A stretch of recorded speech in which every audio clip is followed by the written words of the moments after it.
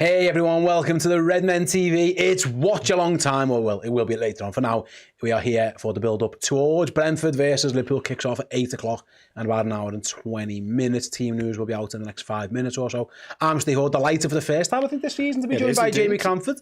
It's been a long time, Jay. Welcome back. And over at the board, we've got Dan Clubb, who's usually in bed at this time of night. Very close to it. And Dan is not happy with consecutive 8 o'clock kickoffs for Liverpool over the next few weeks. That is for sure. But listen, it is what it is. We will be reacting, like I say, to Liverpool's team news in a moment. Before we do, thank you so much again to our sponsors, oosh.co.uk. You can see their logo in the bottom of the screen over there. If you want to get involved with their latest competition, they are giving away hospitality dugout tickets to Liverpool versus PSV in the Champions League. The draw is in 3 days' time. Well, 3 days, 4 hours, 28 minutes to be precise. If you want to be involved, go over to the link in the description, click it, and enter that competition. If you use the code REDMEN when you do so, you get 20% off your entry fee as well. So far, only 25 people have bought a ticket, so the odds are pretty good that you might win at this point in time. So get yourselves involved. Thanks to Oosh for sponsoring us for the rest of the season. Jay, I haven't seen you for ages. It's been a tormentuous couple of weeks for Liverpool in terms of the Premier League. Obviously, they addressed the slide a little bit in Europe in midweek. Obviously, 4 losses in all comps, then get a comprehensive win in Germany. I think if confidence is ever a little bit shaky, Brentford away isn't the ideal place to go. I'd like to hope that Liverpool have taken some real heart from midweek, because if they haven't, yeah, they're going to be. Because at times they are going to be put under the pump, you would think. Yeah, it's not been a barrel of laughs recent weeks, has it? To be fair, but yeah, much better display in Europe. This week, we heard Virgil saying that he got the lads in. Wouldn't necessarily call it a crisis. Well, we're bordering on a crisis meeting. Some home truths, all of that. Yeah, I enjoyed. I watched the build-up with you guys against Frankfurt, and you desperately trying to pick the formation and all that. And I was a bit trepidatious, and then we go to 1-0 down there, and I'm thinking, oh God, and I haven't lost 5 in a row for 70 odd years and all that. And then it ends up, you know, by the end of the game, it's party time, feet up, everybody's happy. But yeah, Brentford away. I feel like we've had a bit of bad luck with the fixtures. Like, you just, normally you say, oh, Brentford, yeah, banker 3 points if you win. Now, if you've got designs on winning the league, you need to be beating Brentford away. But it's still a tough game. We all know Keith Andrews has made no secret. It's going to be aerial bombardments. It's going to be long throws. We've got the Jordan Henderson angle in there. We've got all kinds going on. So, yeah, tough one back. Their fans will be up for it. You know, 8 o'clock kickoff and all that. But, so, yeah, I agree with you. I think it's a tough one. But it's one that we want to be winning the league. We just got to be winning by hook or by crook. Yeah, Liverpool are going to have to find a way and get through it again today. That is for certain. Dan, I'll head on over to you. What's that? Oh, hello. What are you holding there, Dan? What's this? Hello. Where'd you get that from, Dan? This finger beauty. Just over there it was. We just sat there. No, we've got it from Redmen merch, mate. .com, actually, as it was. You can pre-order them now, still, but they are selling like proverbial hotcakes. So make sure you do that rapid, because it is an absolute finger beauty, it really is. And they have sold exceptionally well, I think it's fair to say. Our best ever in the monks, our best ever, would you say? Yeah, absolutely. Jumper-wise? Yeah, for a long time, absolutely. Yeah. So yeah, if you want to get yourself up, you get your Champions Christmas jumper, redmenmerch.com. So we initially ordered 500, they sold out in about 3 days. We ordered another 300, and that was about as much as we can get, because the manufacturers were like, we can't really do much more, given how long they take to make. It takes some knitting. Yeah, these do take a long time to make. And all those 300, I think more than half of that 300 have now sold. So if you want to get them, get yourselves involved. The shipping will start on the 10th of November, so just over a couple of weeks' time. But you get yourself to Redmen merch. If you want to get one in time for Crimbo. Back over to you then, Dan, after the shameless cheap plug that we shamelessly did there. We're waiting for the Liverpool team to be out in a moment or two. Mm-hmm. Injury news we're going to wait on as well. It's, yeah, like I say, it feels like Liverpool are just going to go through it a little bit. Again, there's going to be a couple of players maybe doubtful, definitely a few ruled out for Impong and the goalkeeper, for example. Yeah. Jamie mentioned not the easiest of places to go on the back of what's been a really difficult couple of fixtures here. It does feel like Liverpool are going to have to put in a performance full of character Yeah, most definitely. And you've always got to do that on the road in the Premier League, but particularly in places like Brentford, because we've come unstuck there once or twice down the years, because it isn't an easy place to go because of the style of football, the brand that you already touched upon. I think that identity will only have strengthened with Keith Andrews, the manager, the former set-piece coach. They're going to be even more heavily focused on. A slot referenced it as well. We are in due some aerial bombardment, as Jamie referenced as well. So, yeah, it's going to be a tough night's work, I think, and some of these lads are going to have to go again, obviously having put a shift in the midweek to come back and address the slide. They now need to address the Premier League slide and put in a performance of full of character. But psychologically and momentum-wise, we've managed to turn the tide slightly. Big boost in midweek, big confidence builder in midweek, hopefully as well. There were a couple of problems, obviously, across the pitch. You mentioned Frimpong there. We know about Alisson as well. Gravenberch, we're not expecting to see from the start. Likewise, Alexander Isak. I actually think, in a weird way, maybe not so much the Gravenberch one, but the attacking one, that might have actually relieved some of the headache for Arne Slot, because he might have been trying to go again with Isak, whereas Ekitike is probably the hot hand, probably the right call. So him not being available maybe to start might have eased the selection woes for Slot somewhat. Absolutely. Liverpool's team is out there, and like I say, there are a lot of lads missing through injury. In goal, Dan, I think you've got I think you've One got change, I think. It's Kirkes at left back, rather. You had Andy Robo in. I think even your benches isn't pretty much there or thereabouts as well. So Ryan Gravenberch, Alexander Isak, Jeremy Frimpong and Alisson Becker all miss out with injury. So yeah, it's gone down. To go through it. Yeah, just that one change from what I thought might have happened. So it's Mamardashvili in goal, as we know. Conor Bradley, right back, came on midweek and actually had a decent performance, I thought, in midweek. A couple of decent defensive actions, maybe a bit unlucky enough to get on the score sheet himself. Ibou Konate and Virgil van Dijk continue at centre-half. Kirkes comes back in from the start. Potential talking point right there. Midfield 3 of Dom Szoboszlai, Curtis Jones. Thought those two were exceptional over in Frankfurt. Florian Wirtz started to look like his true self as well, which was nice. Mo Salah back in. Of course, Cody Gakpo, Hugo Ekitike leading the line, which leaves us a bench of Freddie Woodman, Joe Gomez, Andy Robertson, Federico Chiesa, Alexis McAllister, Wataru Endo, Trey Naoni, Rio Ngamoa, and Kieran Morrison for what I believe is the first time in the Premier League. Yeah, they put a youthful-looking end to that bench there, which is what happens when you have 3 or 4 lads out injured. That's where Liverpool find themselves at this moment in time. Jay, let's go talking points one at a time. Then looking at the chat. The first talking point is at left back then. The manager's gone back to Milos Tsimikas. Andy Robertson finds himself on the bench at the expense of Tsimikas. Would you have done that? Are you surprised the manager's done that? I'm not surprised he's done that. I think, I was pro getting Robertson back in, but then you think, like, do you want Robertson in for 6-8 weeks in a row? Like, there's a reason we brought Kirkes in. You know, Robertson's level seems to have dropped last season. I'm happy with that. I'm glad the manager referenced the partnership between Kirkes and Gakpo, because that's been one of the things that's frustrated me this season.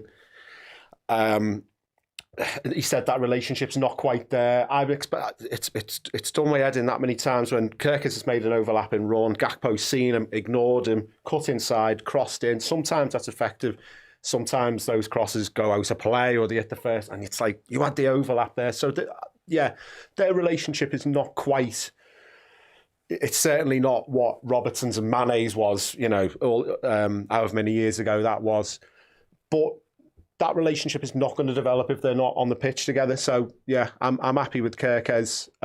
We just don't. I suppose we just don't want him or Bradley to be getting a silly yellow card in the first half or anything like that. But you know, as well as Robertson did, I'm happy with a kind of 1-in, 1-out situation rather than saying let's bench Kirkes for weeks and weeks and weeks in a row, because he's the future at left back. He needs to develop that relationship with Gakpo. He needs to get some confidence, you know, start looking like Liverpool's first choice left back, which people have been questioning. Yeah, absolutely. The next maybe talking point, Dan, if you go into midfield, the manager, if you're talking about form, Jones, Szoboszlai, Wirtz, maybe the 3 of the most informed we've got available. Obviously, Alexis is having a little bit of a sticky patch at the moment. So nice to see that the manager's gone for that Jones and Szoboszlai duo with Wirtz. We'll find out where he plays, whether it's off the right or central, again, in due course. But good to see Jones and Szoboszlai, you know, the manager's rewarded their good form with another outing here. Yeah, I think so as well. Obviously, his hand was somewhat forced with the absentees we already touched upon. But yeah, I think that is the right call, because I think the midweek performance, which you already made mention of earlier on, was a significant upgrade on what we'd seen in recent times, Liverpool's midfield. And those two do seem to be, as you said, they're in form, but also on the same page and understanding their roles, understanding how each other play and how each other want to play and how they operate. Curtis Jones spoke brilliantly, I thought, after the game out in Germany about his role and his sort of duty in the side and what he wanted to do and how he went about it. And likewise, he references Dom and sort of what he wants to do and how he wants to play the game. So I think those who have got really good understanding, Jay's there speaking about maybe them two, Gakpo and Kirkes not having a great understanding, not being in sync and not being on the same page. I think that's the opposite in midfield. And as I said earlier on as well, Flavien Wirtz, I felt like certainly second half really came into his own. Nice to see him get the assist. You could see what that meant to the rest of the team, making a real point of going over and making sure they celebrated with Flavien, clearly undergoing a bit of a crisis of confidence in recent weeks. Maybe some of the noise and some of the narrative was getting to him. So an inform, looking back to his usual self, Flavien Wirtz, coupled with those two behind him doing a lot of the dirty work, I think it bodes well. And then next selection discussion, I suppose, Jay, and I'm looking at the chat here, is against Mohamed Salah, really, and the manager decided to bring Mo back in. He got rested, I guess, rather than dropped in midweek, although, you know, he hasn't been in, like I say, the best of form. I think that was clear to see for everybody.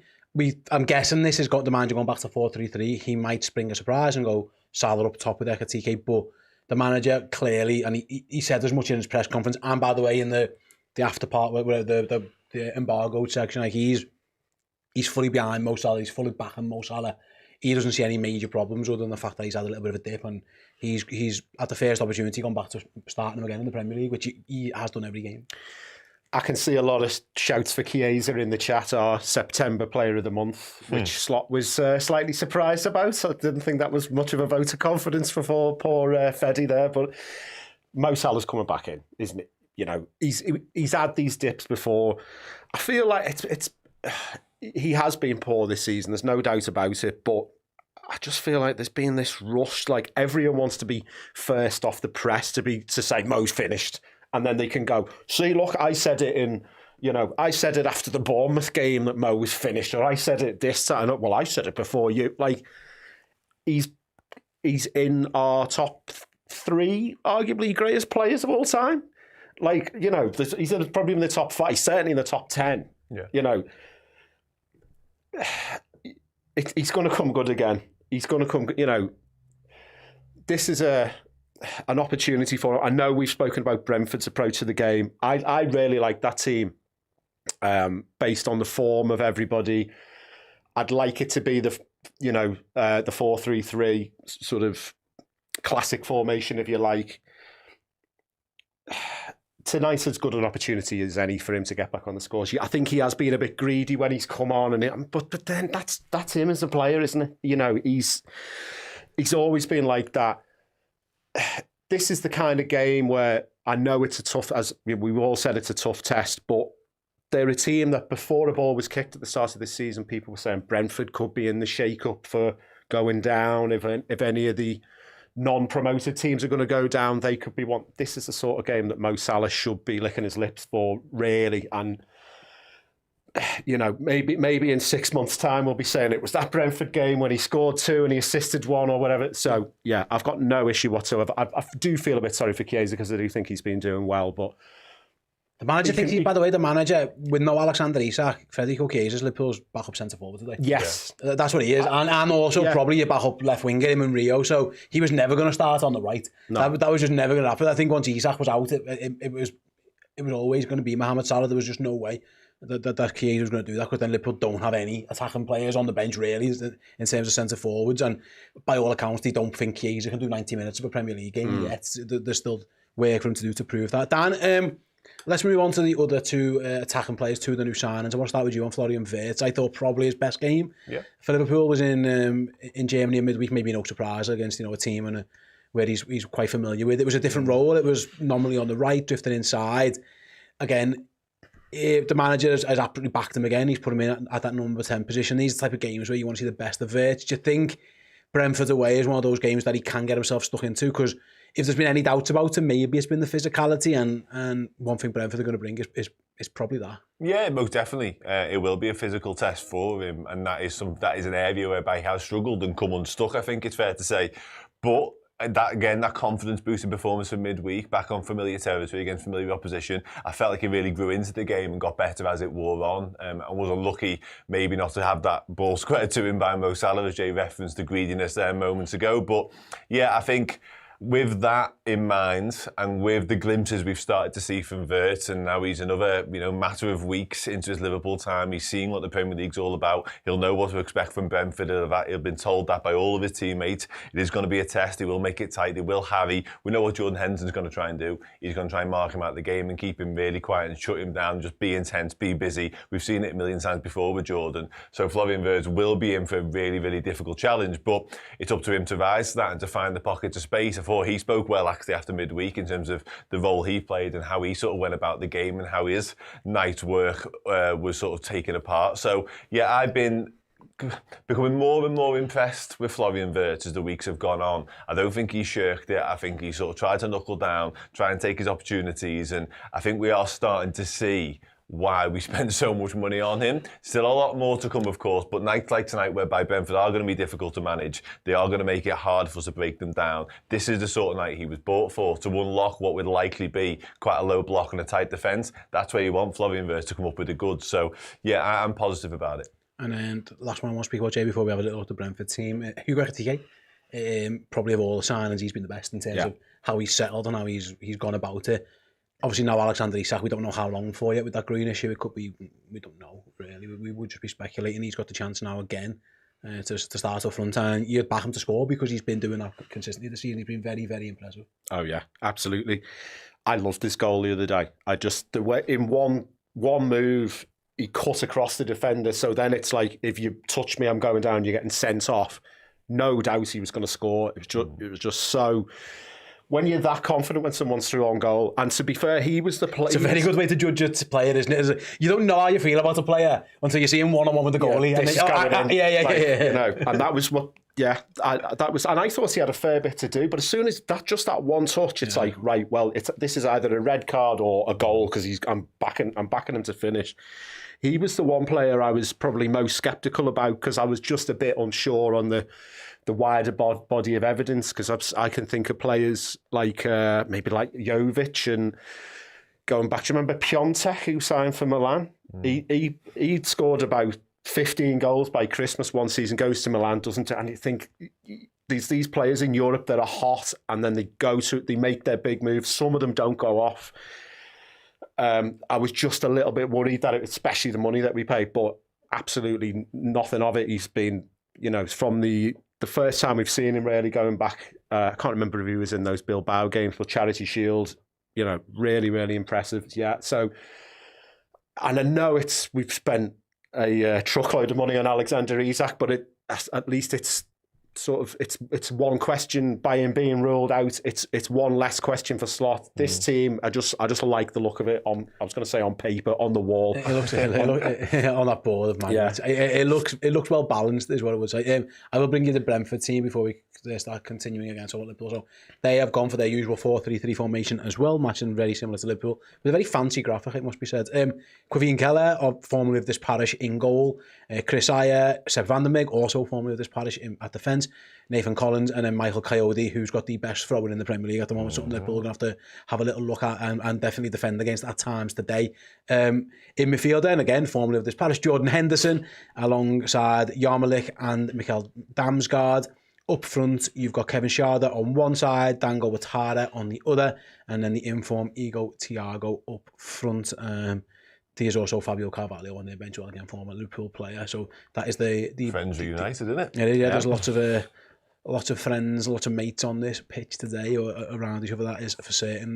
The quartet of Liverpool, former Liverpool players, all involved at some stage potentially for Brentford. Back, and I will come to the long throw and stuff in a moment because I was going to ask you, but we did have a question for you, Dan, from Nathan. Dan, what can you tell us about Kieran Morrison? I was waiting for this. Do you know what? Mate, isn't he, Dan? You're my mate, Kieran. Yeah. He's really exciting. Really confident player. He backs himself, and that is an understatement. He's got full faith in his own ability. Almost an arrogance to him, but I don't mean that in a negative way. I mean a real sort of positive give me the ball, I'll make things happen type arrogance. And what I like most about him, there's lots of things I like. He's very gifted. Essentially a right-sided player, often plays right wing, can also play in a 10. Likes to cut in from that the right-sided role onto his left foot, I should say. Delivers lovely balls into the box, also has an eye for goal. But had a hand in all 5 goals in midweek over in Frankfurt. The under-19s won 5-4 against, obviously, their counterparts. And he literally played a part in all 5 goals. One of the assists to Trenko and Doherty was unbelievable. I would encourage you to go and watch it. But when I've seen him playing in games whereby Liverpool are losing, what I've liked most is he is absolutely desperate to do everything in his power to change that. I said earlier on about people not shirking and people not hiding. If a game isn't going our way, he comes to the fore. He actually rises to that and he's like, give me the ball, I'll make it happen, I'll be the one. And I've seen him do it on numerous occasions, actually have that impact, that significant impact to turn a game on its head, whether it be with a goal or assist, a little bit of magic. He's got that about him, he really, really has. And he's got that attitude again, the ones that I'll be the one to do this, don't worry about it.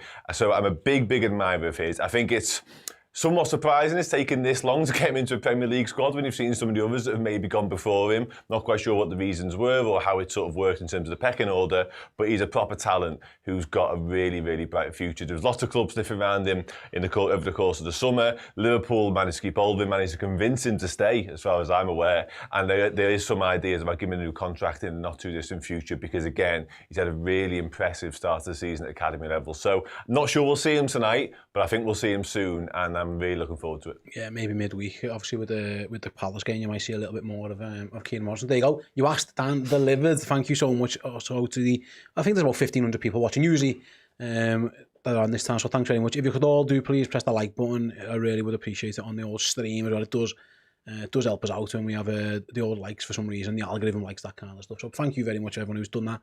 And if you haven't already, please do consider doing that for us. 150 of you have so far. 10% isn't enough. Come on, let's go. Next question, Jay. I did touch upon it earlier. With the long throw-ins, with the set pieces, that kind of stuff. Liverpool are going to have to defend. By the way, speaking of set pieces, Danny Welbeck just scored one for Brighton. But Liverpool are going to be put under the pump at times aerially. The 2 centre-halves and the goalkeeper and everybody are going to have to be so switched on here because Brentford, they won't. Keith Andrews has already admitted it. They are not shy about it. They'll do what they need to do. And so they should as well. Absolutely. And everyone's doing it. Sunderland today did it again to Chelsea. Yeah. It is an area that I think we've looked a little bit vulnerable as well, even going back to pre-season. We were conceding a few set pieces. Obviously, we had the Maguire goal last week. Yeah, it's just one where, as you say, everybody's got to be switched on. We've got 2 of the most dominant headers of the ball probably in world football as our centre-back pairing, which is great. But to me, it's the issues have come when we've cleared one, it's been recycled, it's been whipped back in, someone's thinking, oh, I can get on the attack, and they've left a man, or there's some, we've had some quite unlucky ones where things have bobbled around and then fallen to someone who's just stuck it in. We are going to be seriously under the pump. Who was your man there? The long Coyote, was it? Yeah.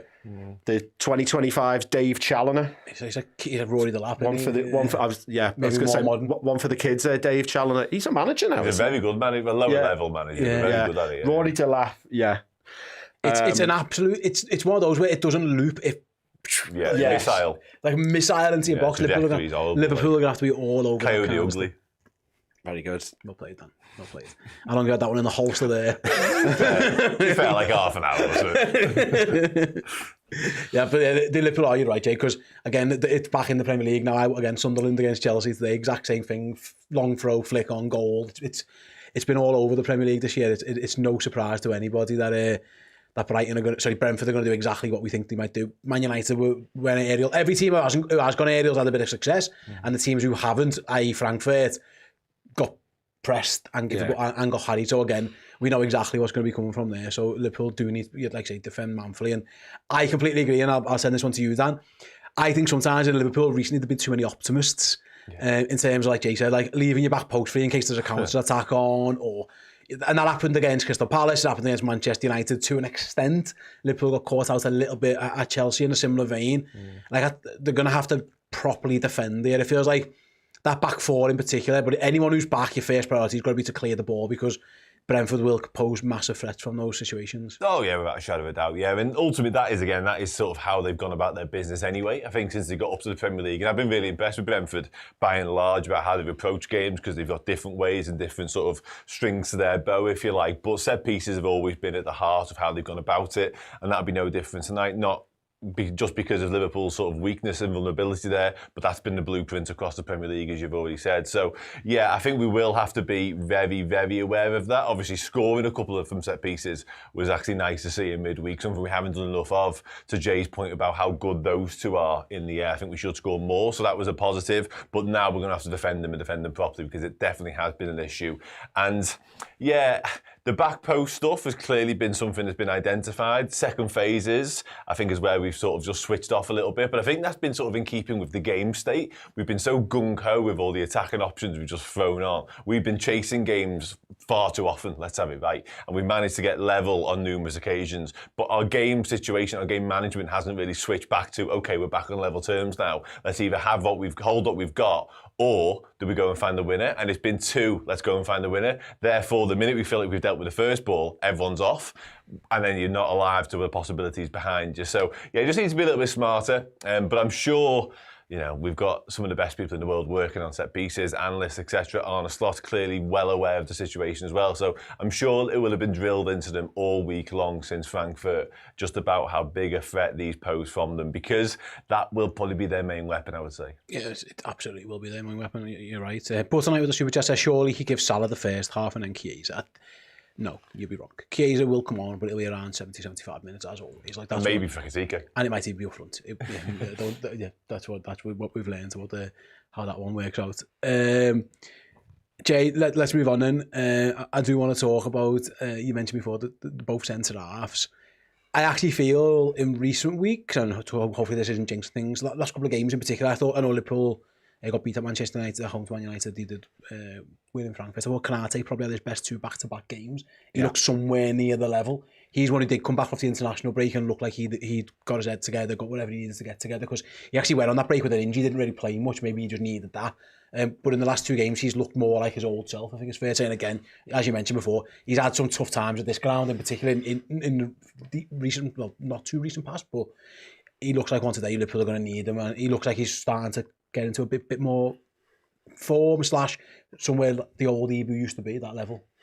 Yeah, I agree. Yeah, I mean, he was running around like a headless chicken, you know, it seemed to me, and some of the like the early games. I don't know, penguin on ice or something like that. I don't know where that's come from. I think penguins are really good on ice. Oh, surely that's I think they're designed to do well on ice. They do, but when they get a head of steam up, the momentum, like they're just, do you know what I mean? They're just like sliding around all over the place. They can't control. Surely they are in control at all times. Like that's very much on ice. Yeah, I reckon they're designed specifically for that. But anyway, Bambi on ice, maybe. Bambi on ice. Yeah. Should have gone Bambi on ice. Anyway, we were talking about Ibu Konate. No, I agree. I think he's definitely stepped up in the last couple of weeks. And to be honest, he has no choice but to, because our centre-back options are looking thin on the ground there. We've got Joe obviously on the bench, but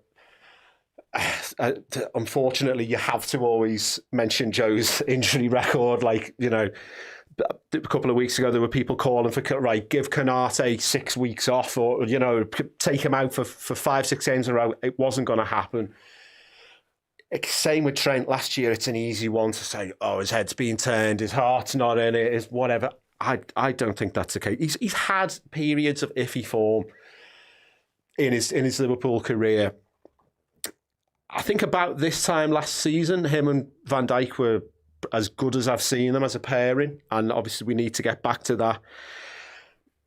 Yeah, I'm feeling a lot more comfortable because he was. I mean, maybe a liability is too much, but he was bordering on a liability at times, I thought, in some of the earlier games of the season. So yeah, I've been pleased to see him looking a bit more steady. I do feel like sometimes the kind of harem scarum nature of our play hasn't helped him. Like he's, you know, even the Frankfurt goal the other day, he comes out, obviously Bradley's up the pitch, then there's, I think, two of our midfield players almost like run into each other, and it's all a little bit it's not very cool-headed. So I do feel like what's been going on in front of him has contributed to that.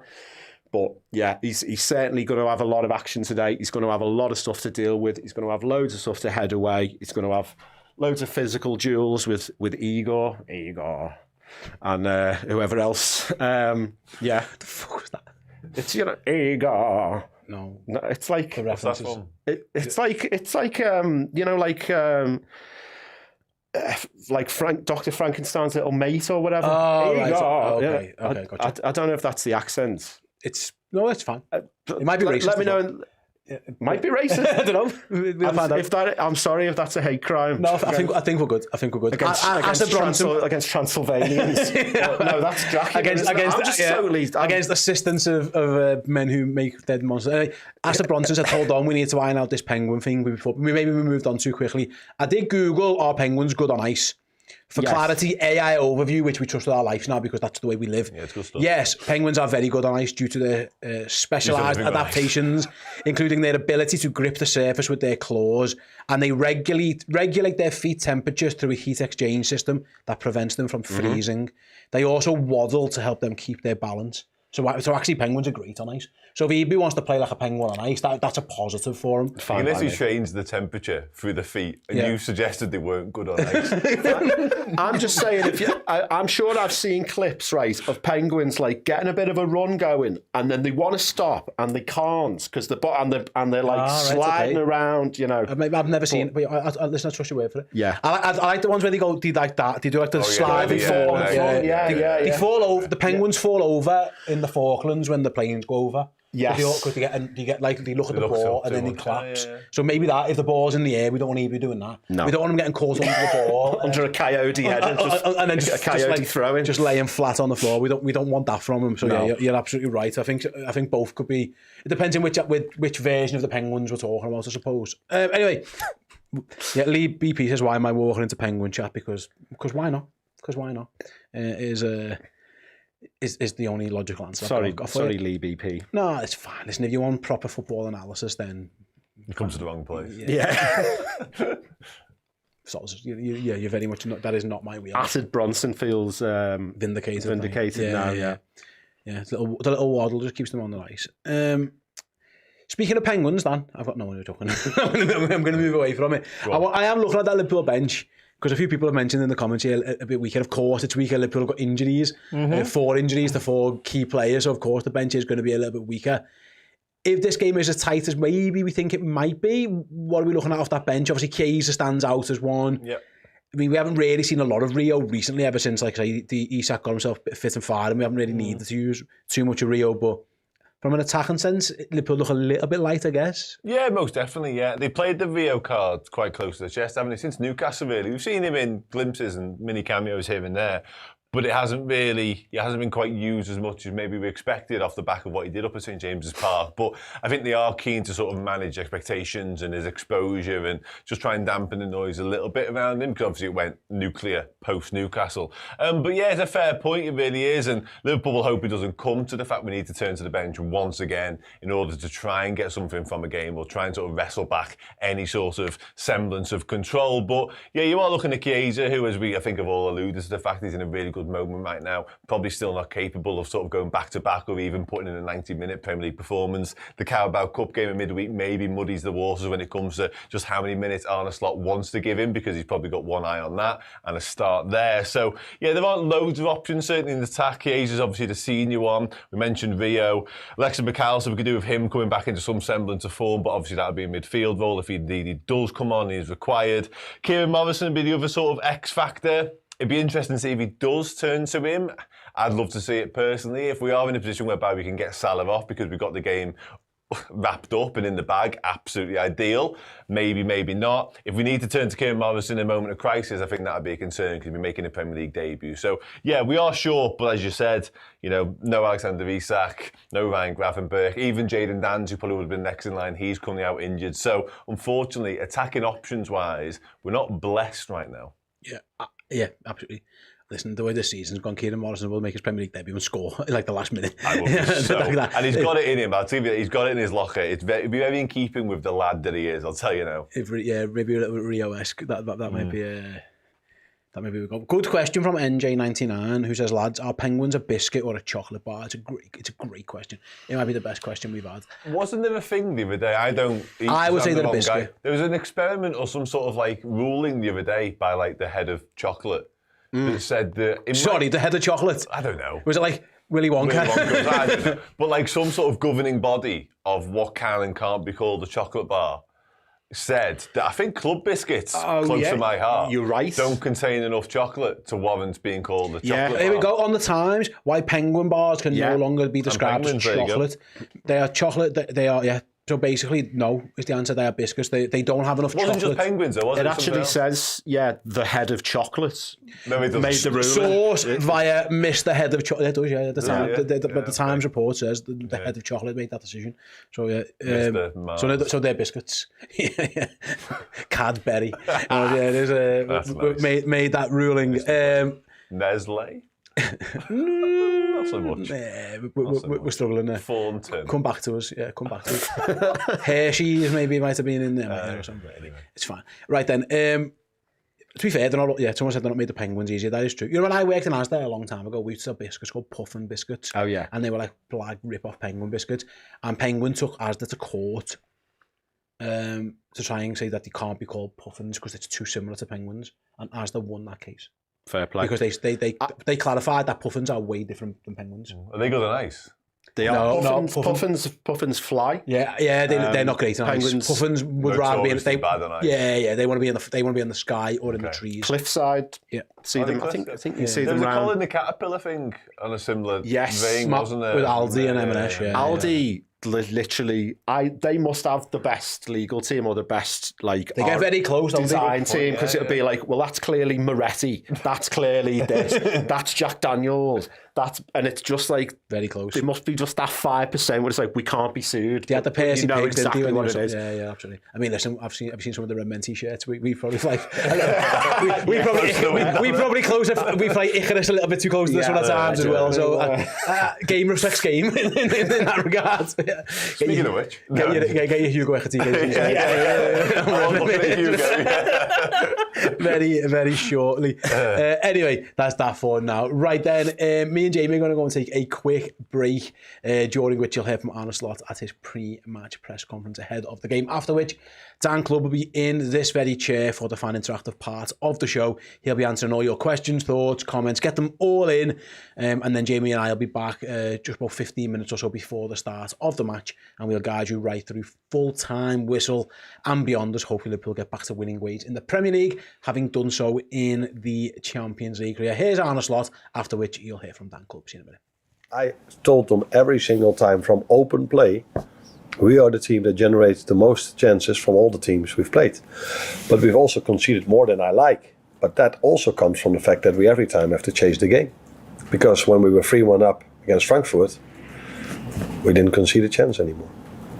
So these are things I try to tell them, as well as I try to tell them that the main difference between this season and last season is the playing styles we face.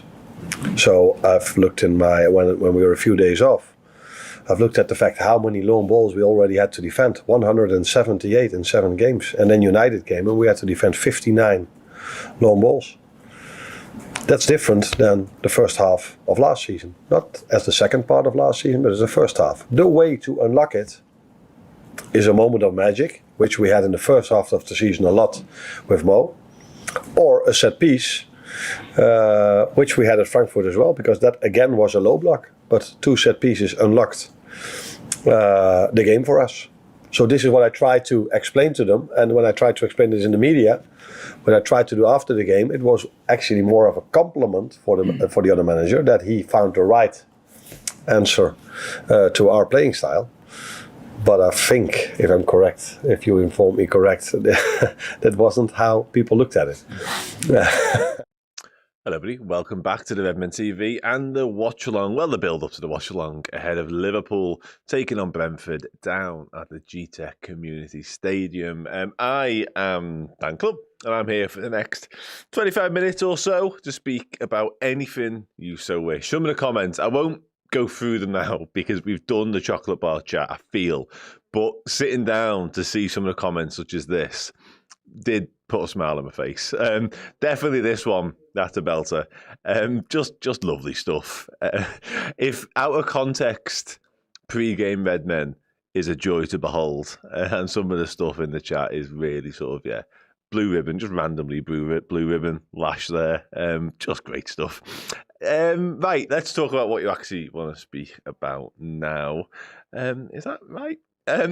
No news on Isak. If Arne speaks pre-game, I assume he will, and I assume he will be asked as to the whereabouts and why. It's 3-2. Jesus Christ, game on.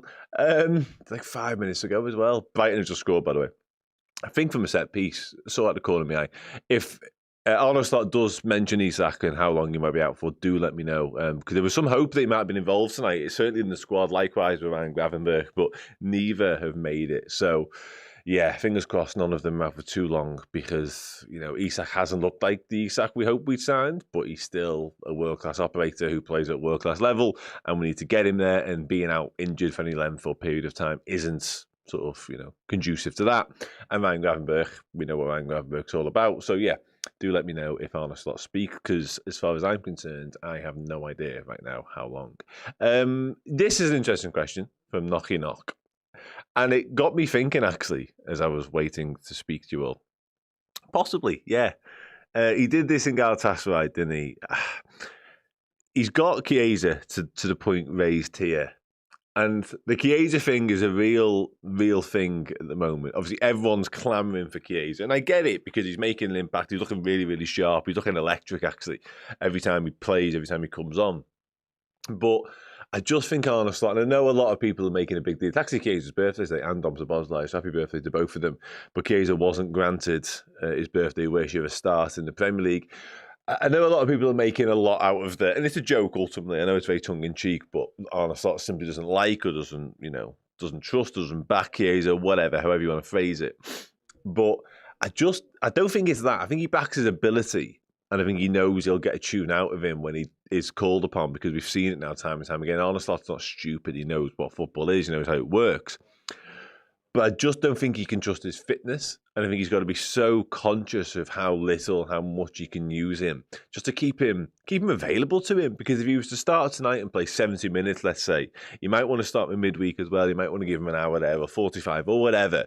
And all of a sudden, I think he's just concerned about losing him for any period of time. That's why he's being so cautious and treating him with kid gloves a little bit in terms of the minutes. And it'll be sports science side, a lot of it, obviously. It won't be based on Arne Slot's just hunch, the fact that Chiesa's not fit or he's not ready or whatever. But that's my personal sort of take on how Chiesa's being handled right now. And I think it stems from what's been said about him in recent times by the manager, by the Italy manager as well. And also that Southampton game in the Carabao Cup recently, where he does start, and he's brilliant on the night, by the way, man the match, and then some of what was exceptional.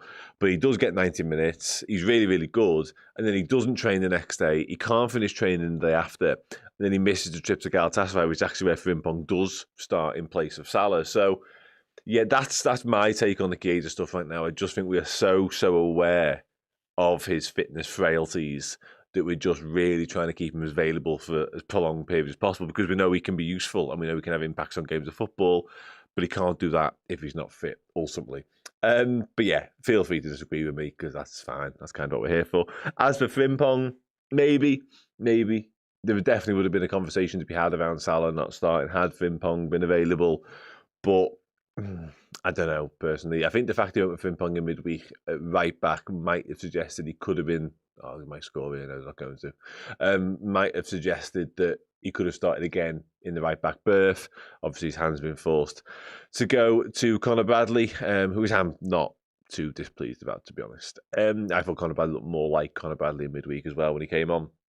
I do think Salah will get back to being Salah for what it's worth. I think a lot of people sort of writing him off do so at their peril, certainly if you're a rival fan or, an opposition player or manager or whatever.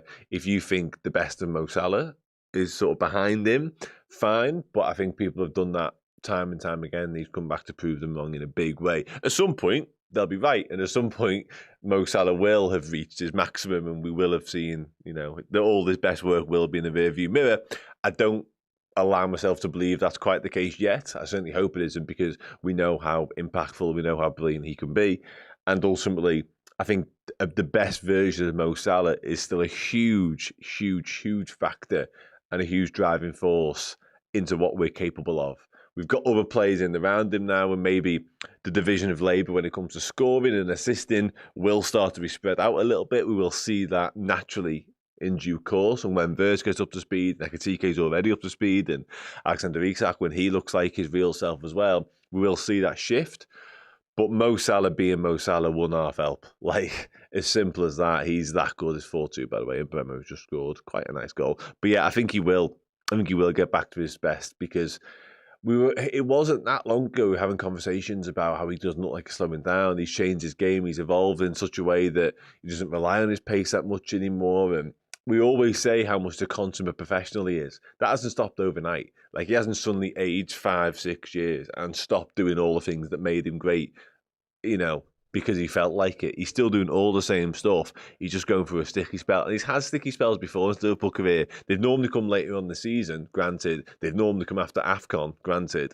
But it's not uncommon. Like, we have seen Salah dip in form, and we've seen him come back with a vengeance. I'm just waiting for him to come back in a vengeance, because I agree with this. And I've been guilty in the past, not this time, of saying, I don't know about Mo anymore, when the contract stuff was happening prior to his just absolutely unbelievable, unprecedented form last season.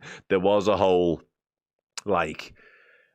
is he actually going to be worth whatever he wants in terms of salary? Is he going to warrant that huge pay hike plus extension into his 30s? He came back and shut us all up, didn't he, last season? And again, I back him to do the same very, very soon. Hi, Dan. Hope you're well. Listen, I'm not against a birthday man the match and a birthday goal for Dom. I'm not against Dom playing well, full stop. I never have been. I'm just a huge Alexis McAllister fan. But even I, the founder in chief of the Alexis McAllister fan club, will admit right now that it's the right call for him not to be playing games of football for Liverpool, because he looks like a shell of the man that was Alexis McAllister last season, quite frankly. Just looks a million miles off it. But I'm sure he'll get back to his best, again, like Salah, in due course. This is also true. And I didn't see much of the fallout post-Frankfurt, because I was obviously over in Frankfurt. I saw bits the next day, but it was a travelling day, get back home and all that. So, yeah, there was definitely a conscious effort on my behalf to sort of miss. I got wind of some of the negativity around Mo, and I'm just not on board with that. I think anybody calling out somebody who's been as brilliant as Mo Salah in any way that sort of oversteps a line, that's not for me. That the fella's been absolutely on another planet for us pretty much since he arrived. And if we can't allow him what is now considered probably a pretty significant dip in form, what are we doing? You know what I mean? The fella's been, Jay said it before, he's been one of our best players ever. He's now one of our best players ever, established, and we can't disrespect what he's done for us. It's as simple as that. No, I'm not, actually, as it happens. I don't know where that come from, but no, I'm not. It's a transition season, possibly.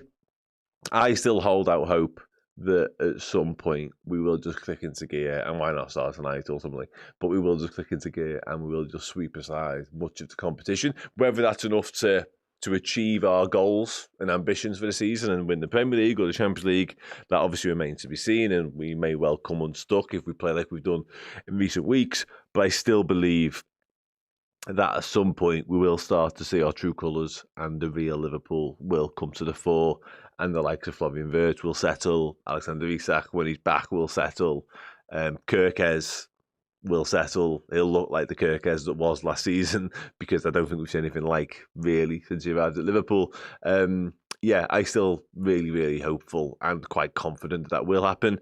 Might not be tonight, but I think at some point it will be the case. Our fan base has changed since we won the Prem because our transfer window. Being a supporter of the Reds requires more patience than a bad few games from up the Reds. Completely, wholeheartedly agree with all of that stuff, to be honest. And I think the expectations did definitely change, and that's not a bad thing necessarily. I think off the back of winning the Premier League, and you go out and spend the king's ransom in the window on some world-class players, some of whom are Premier League proven already, I think we're allowed to sort of feel confident and allow ourselves to dream and expect almost a level of a level of dominance, maybe. And that's notwithstanding how good Arsenal are and how good Man City are, etc., and how difficult the Premier League is.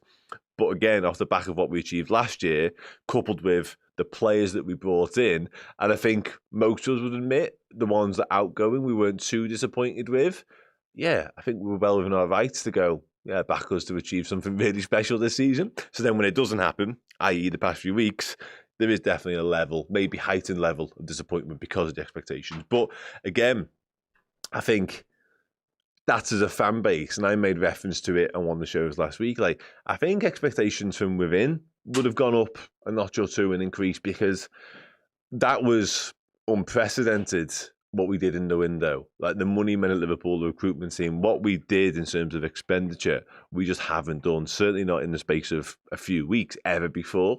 So the owners, the chairman, etc., they would have been looking at this season and going, well, you've got to go and deliver now. What you did last year was great, but now you have to go and deliver. So when we weren't, and if we don't, questions will rightfully be asked. I don't think it should be the extent of people losing their jobs, but questions will be asked ultimately as to why. And that's business, that's football. That's just the way life is. But Brentford a bit like Liverpool B. I said it before, there's going to be a lot of friends reunited. It's going to be somewhat strange, I think, seeing a couple of the lads, especially. Obviously, we've only just allowed Kevin Kelleher to be freed from the bench and Carabao Cup duty, so it'd be a little bit odd coming up against him tonight, potentially, hopefully, scoring past him 2 or 3 times. Likewise, Jordan Henderson, obviously, the time with which he stopped being a Liverpool player is a little bit longer, but former captain, led us to Champions League and Premier League glory. Like, definitely an odd occasion tonight, but we'll just have to put that to one side. I think that's more of a fan thing than a player thing. I think once the whistle goes, they'll forget who to come up against and it will all be about business.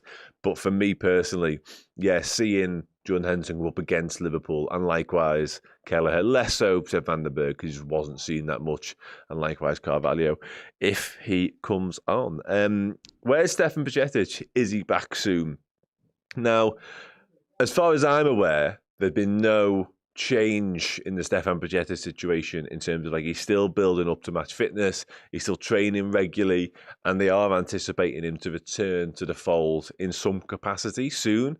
I'm going down to the academy tomorrow because the game 21s are playing. I'm already sort of anticipating and expecting to ask that exact question.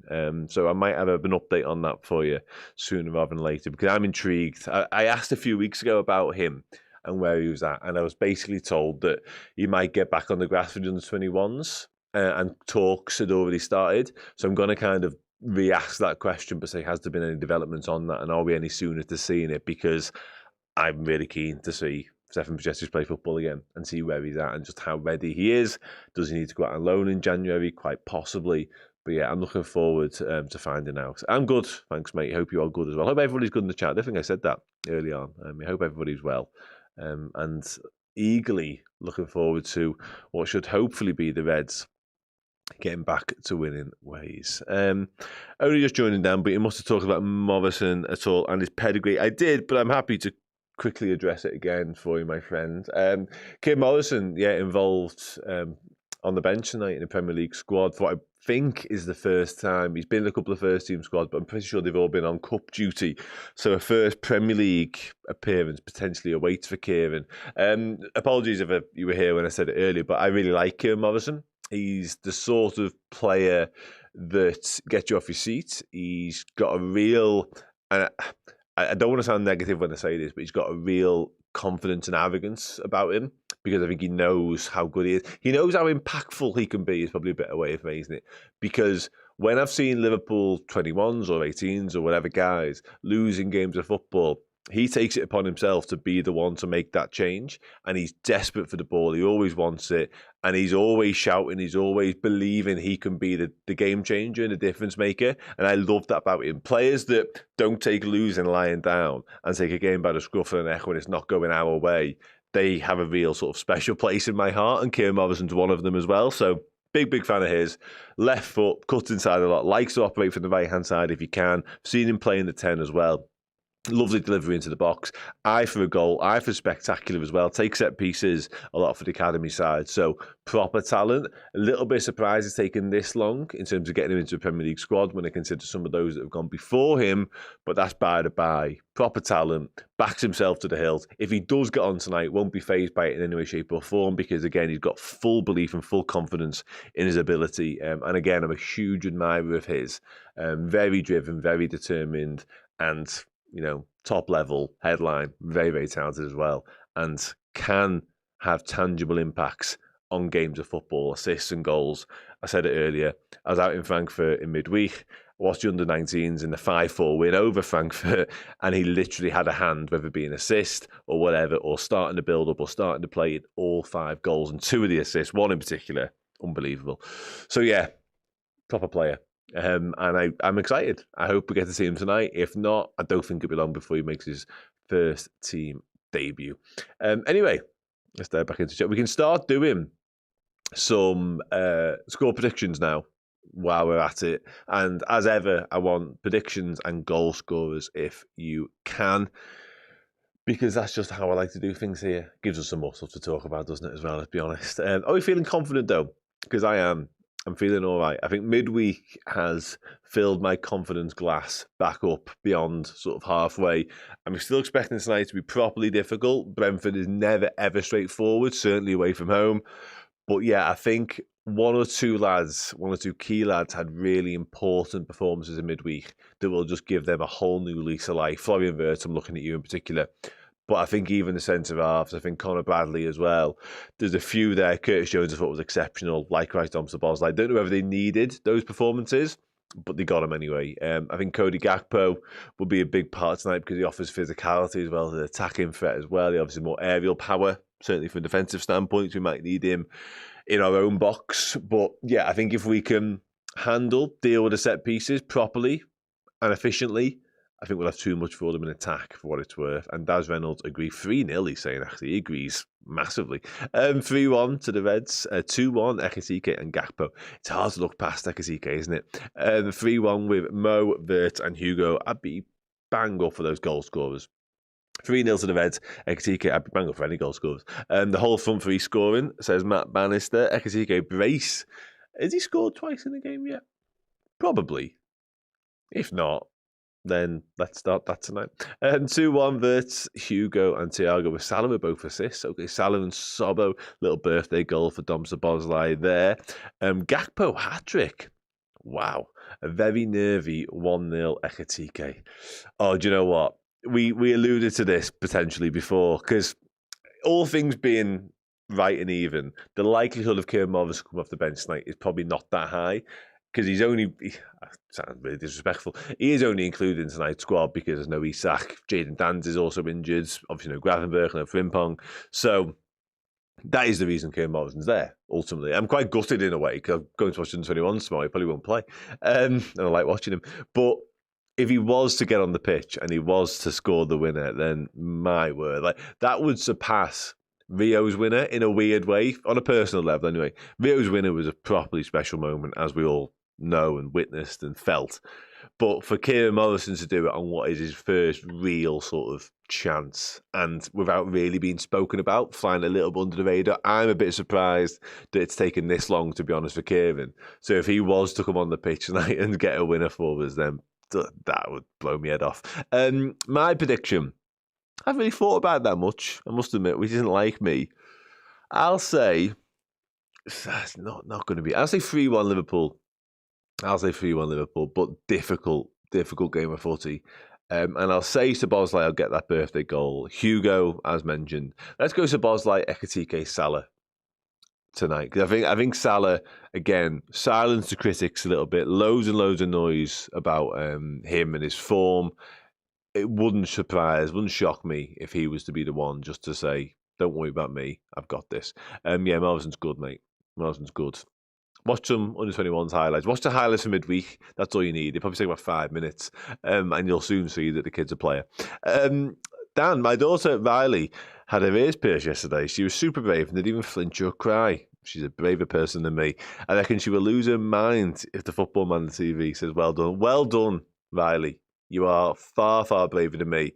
I hope your dad got you a special treat, if indeed that wasn't a special treat in itself, for being so brave, because, yeah, I could not do that. So well done to you. I'm not great with needles.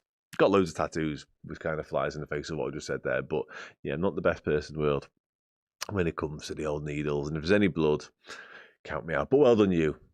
Well done you. Hope you are happy with your pierced ears. What nationality is Morrison? I pretty certain he's Northern Irish, but I do want to double check that just to be completely. I was right. All is well. He's played for Northern Ireland at youth level. He's played for under-21s actually, just the once, but still. I knew he played at lower levels, under-19s, under-17s. But yeah, Northern Ireland. I feel he played like there was like a Euros last year, under-19s Euros, I want to say. And he's part of that squad. I'm pretty sure Trent Cohn-Doherty is as well, who also was one of the stars of the show in midweek, and did play for Liverpool against Plymouth last season. Anyway, he plays right wing, essentially, but can also operate in more central areas. I've seen him play the 10, I've seen him play the false 9 before, I've seen him play as one of the 8s. I don't think he's suited to being a deeper player personally. I think you need him in the final third, you need him in attacking areas, i.e. the 10. Or from the right. Yeah, not good, not good. I just don't really look when I get tattoos, to be honest with you. Just switch off and pretend I'm somewhere else. Happy place, like Anfield. Sunderland, yeah, Sunderland are not stopping, are they? They are not. And it was bittersweet seeing them beat Chelsea, because on one hand, you're like, okay, great, Chelsea losing the game of football. Isn't that good news for the world? And then you go, oh, yeah, but we got beat by them. And that's just really annoying. Like, credit to Sunderland, ultimately, fair play. But when you see teams like Sunderland going there and winning, you can't help but feel like they're not great, Chelsea, and we really should have been better. We really should have beat them. But ultimately, forget about the slump now. We're out of it. Touch wood. Time to sort the Premier League shit out now. Good evening, Reds. 3-0 LFC. Hope for a clean sheet. Yeah, wouldn't we all just love a clean sheet? And without any sort of trepidation or nerves, because whilst the win in Germany was stylish in the end and convincing in the end, there was still a moment whereby it was quite even. Frankfurt took the first real opportunity that they got, and suddenly you're 1-0 down. And, you know, psychologically, mentally, we're not in the greatest place anyway as a squad, manager and fan base, as a collective. So you're thinking, here we go again. Fair play to the team for rallying and coming back in the manner and the fashion that they did. But yeah, I couldn't half do with a nice, comfortable 3-0, proper convincing, look how boss we are. Don't forget about us type performance individually and as a team. But I also tend to agree with this as well. I'm going for a 2-0 win, but Kelleher will get man the match.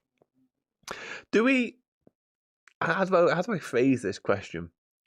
Do we care about Kevin Kelleher anymore? I guess yes, but tonight, do we care about him? Like, to the point, if we won like a crazy scoreline, like 7, would we care that Kelleher conceded 7? Or if he started throwing balls into the back of the net, like an absolute howler, would we care? You know what I mean? Do we care about him now?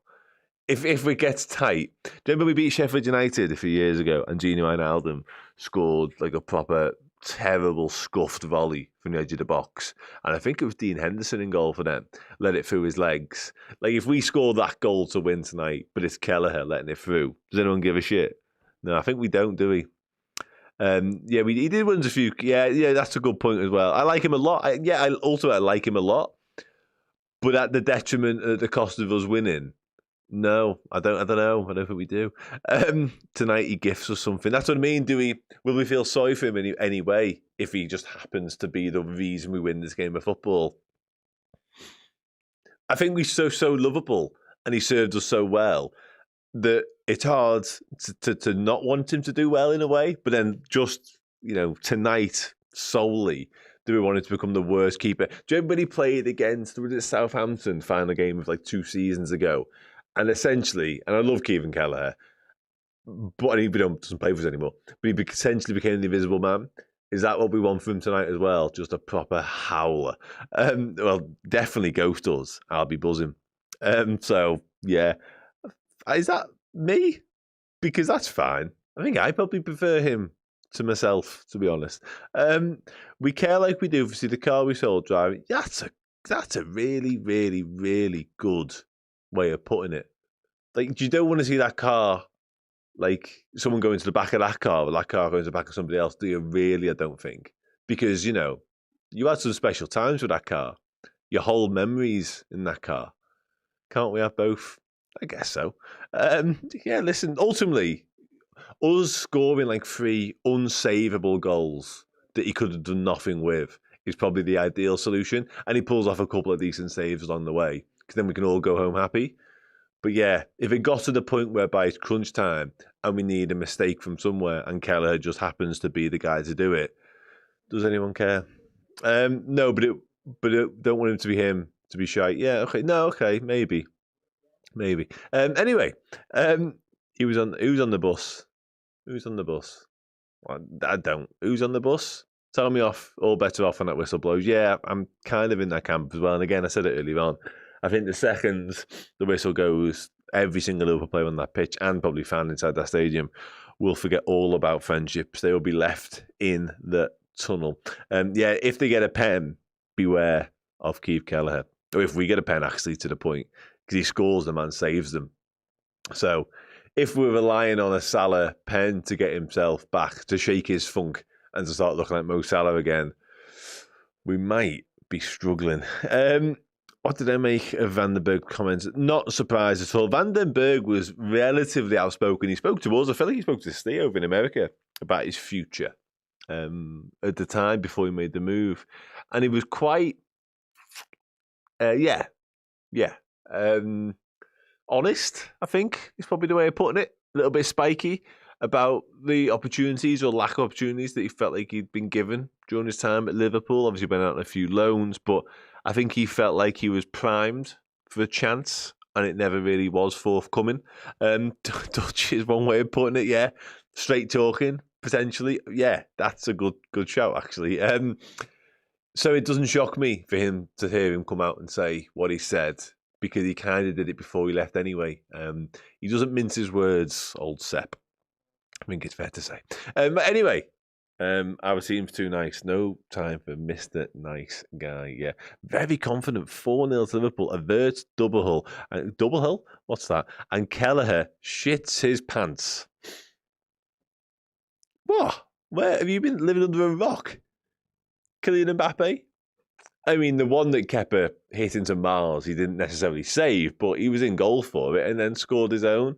Did he save one of Ronaldo as well on Ireland duty recently? Fella saves pens. Right, anyway, I'm going. I love you all very much. I haven't seen this comment, whatever you're getting at. That's not a bad way of putting it as well, to be honest with you. But anyway, I'll leave you all with this. Up the Mighty Redmen TV. Thank you, 4-1 LFC. Right, goodbye, everybody. I'm going to leave you with Steve and Jay Cranford. What's the clip? Umbu clip before that. They'll see you soon.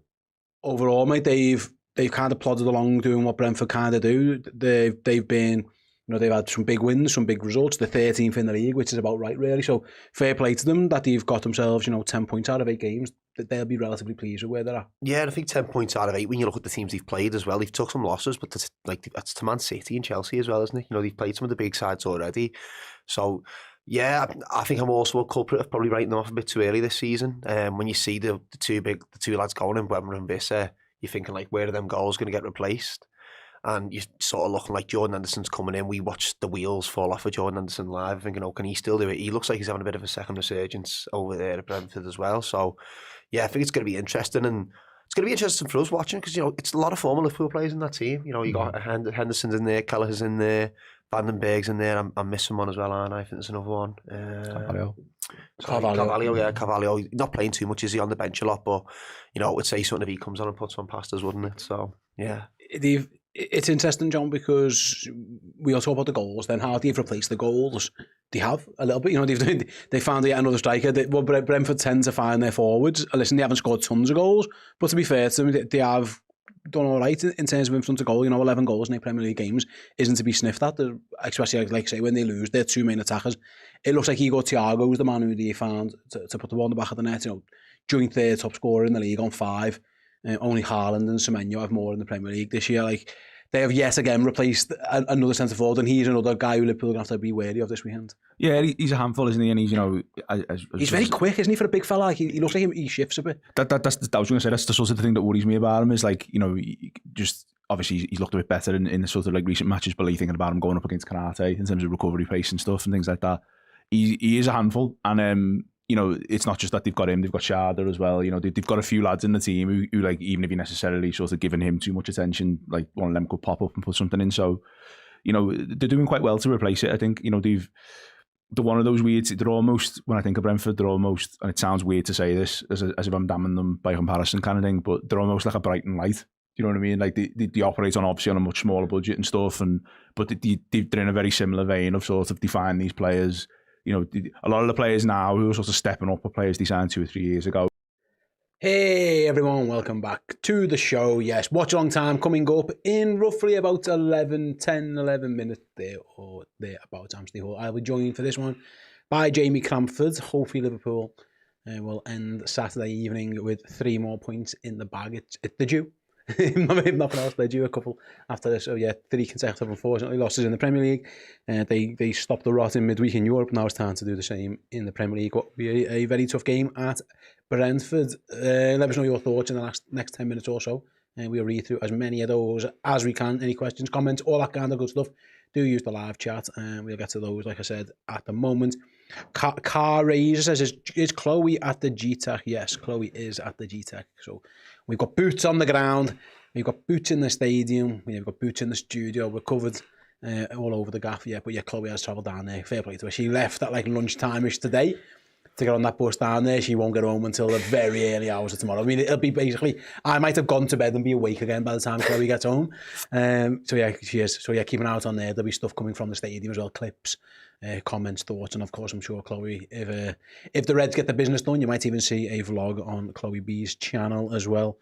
But yeah, that's what exactly what is going on.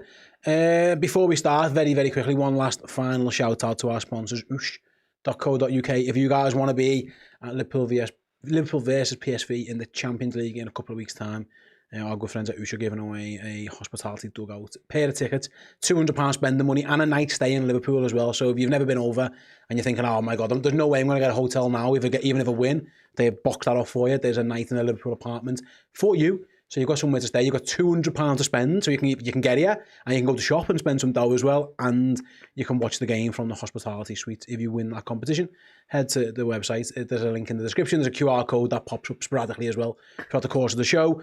And if you use the code REDMEN on there, you'll get 20% off your entry fees as well. So good luck, and hope you win, and I hope you are at Liverpool versus PSV in a couple of weeks' time. Have a nice night out on that. 200 quid. Made 200 quid. Night stay at a hotel and watch the Reds in the hospitality with Matthew a bevy. Street pub crawl, maybe. Absolutely, Phil. You meet a legend, because when you're in them hospitality suites, you always meet a legend. I reckon you'd have a jolly good time down there.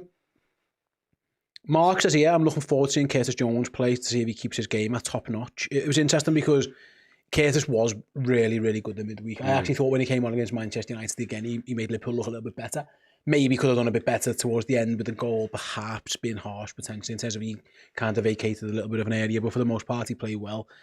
He's been speaking after the game in midweek, and he mentioned, like, we've been in too many basketball games, and my job is to stop that from happening.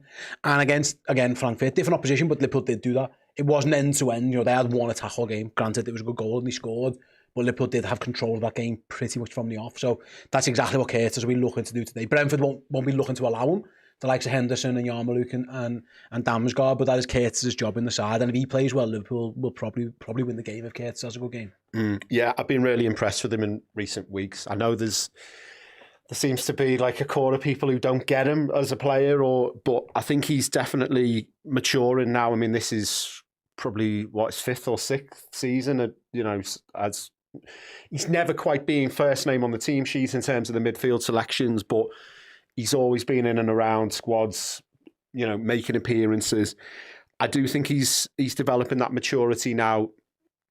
I mean, I've seen him run games before. I remember the Chelsea home game last season. I thought he was brilliant. I mean, if he can put one of those performances in, then brilliant. But If not, I want to see that maturity. I want to see what I don't. I was going to say when we were talking before. What I don't want to see is if we get 2-0 up, say, happy days. I want us to just bore the pants off them, and I don't want to see, like we were saying, we're 2-0 up and then we're defending a corner and all of our lads are trying to bomb forward on a count. I just, because that's where we've come unstuck. Be a bit more sensible. But, that happened against, even going back to Bournemouth on the first game of the season. But I think he's got the game intelligence to do that kind of thing. If we are in a lead, if we're up only by 1 goal going into the last 10 minutes, just put your foot on the ball a bit, slow it down, don't give any silly balls away. Back to the sort of the slot MO from last season really was tone the madness down a little bit. That's what surprised me so much this season is what he came in and did last season. I think Curtis is the sort of player who, if we are winning the game, he can slow that game down, make sure we don't make any silly mistakes, no silly passes in the centre of the park, stuff like that. I'm really looking forward to seeing that midfield three, how that works. Obviously, it's a bit disappointing with Gravenberch not being there, but I think probably the in-form 3 midfielders are playing in the...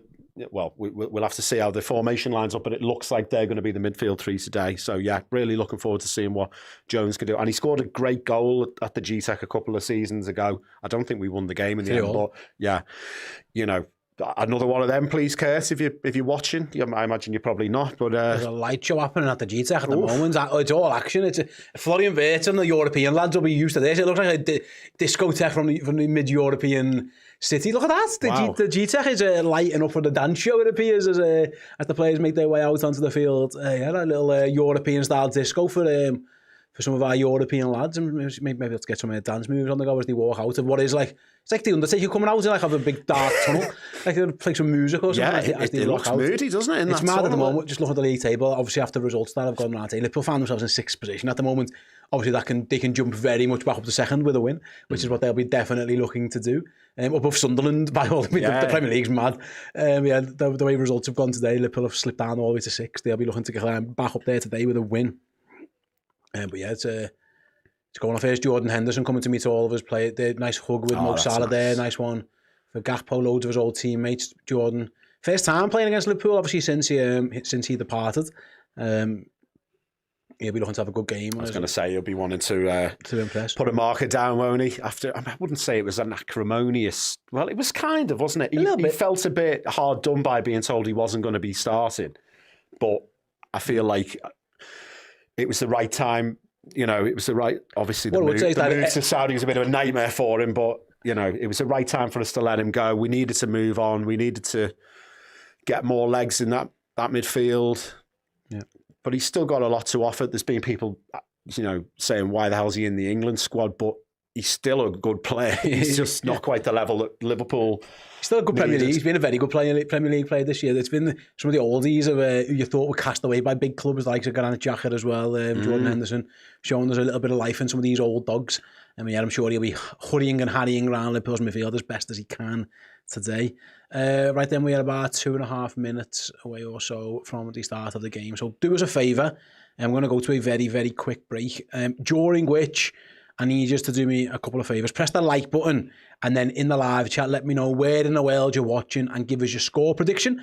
And we'll go to the break, after which I'll read out as many of those as I can. But promise me, you're going to press the like button first. If you don't, then I'm not going to read your comment. We'll be back very, very shortly after this quick message. Hey everyone, at the end of October, we are going to be giving away this signed Liverpool shirt, and it is not just signed by one LFC legend, it is signed by 5 of them. You've got women's superstar sensation, Natasha Dowie, you've got Sammy Lee, you've got Gary McAllister, you've got Bruce Grobbelaar, and you've got goal scoring machine John Aldridge's signature on this shirt. If you want to win it, simply head to redmenplus.com, become a legend tier subscriber, and get all of our amazing content in both video and podcast forms, and loads of extra perks and bonuses as well, including this shirt. It was signed at our end of season party, and by the way, Jags from the Ragamuffins, he signed it too, and if you want, or if you don't, whatever, some of the Redmen TV crew can sign it for you as well. It is a truly unique prize. redmenplus.com, become a legend by the end of October and you'll be in the prize draw. Good luck. Hey, from me to me, welcome back That was 2 weeks ago. And yeah, no, welcome back to me live. I guess there was many of these comments. Can't bear with me, Jay. Yeah. Bangkok free walkers, unsurprisingly, in Bangkok, going for a 2-1 win. Diane is in Essex eating fruit pastels. I'm rooting for a 2-1. Very quickly, I opened a packet of fruit pastels the other day, and producer Alan will attest. And I think you get 12 in it, right? And 9 of them were greens. Mate, that was made. It was the win of all wins for me. I was going to say, I'm a citrus guy. A lot of people like the reds and the purples, Green, don't they? all day green. I'm a citrus guy, yeah. So I'd I'd be happy with that. greens. I was absolutely delighted. We have got Brian's in Dublin going for a 2-1. We've got Christoph says in Kodiak, Alaska. Wow. Nice, that's a good one. Careza L is in Yorkshire going for a 2-1 to the Reds. I hope that 1-2 means 2-1 to the away team. I'm going to presume you do mean that. Dom Snow is going for a 3-0 with Salah and with Florian Wirtz getting some assists. Toxic Crusader is going for a 3-1, and you, my friend, are in Madrid. Matt says, I've smashed the like button. Good job, Matt. 3-0 to the Reds with Ekitike, Gakpo and Salah. Got specific on the scorers. Lee's on the whittle. Sean is Sean is Irish, but he's in London, and he's going for a 3-1.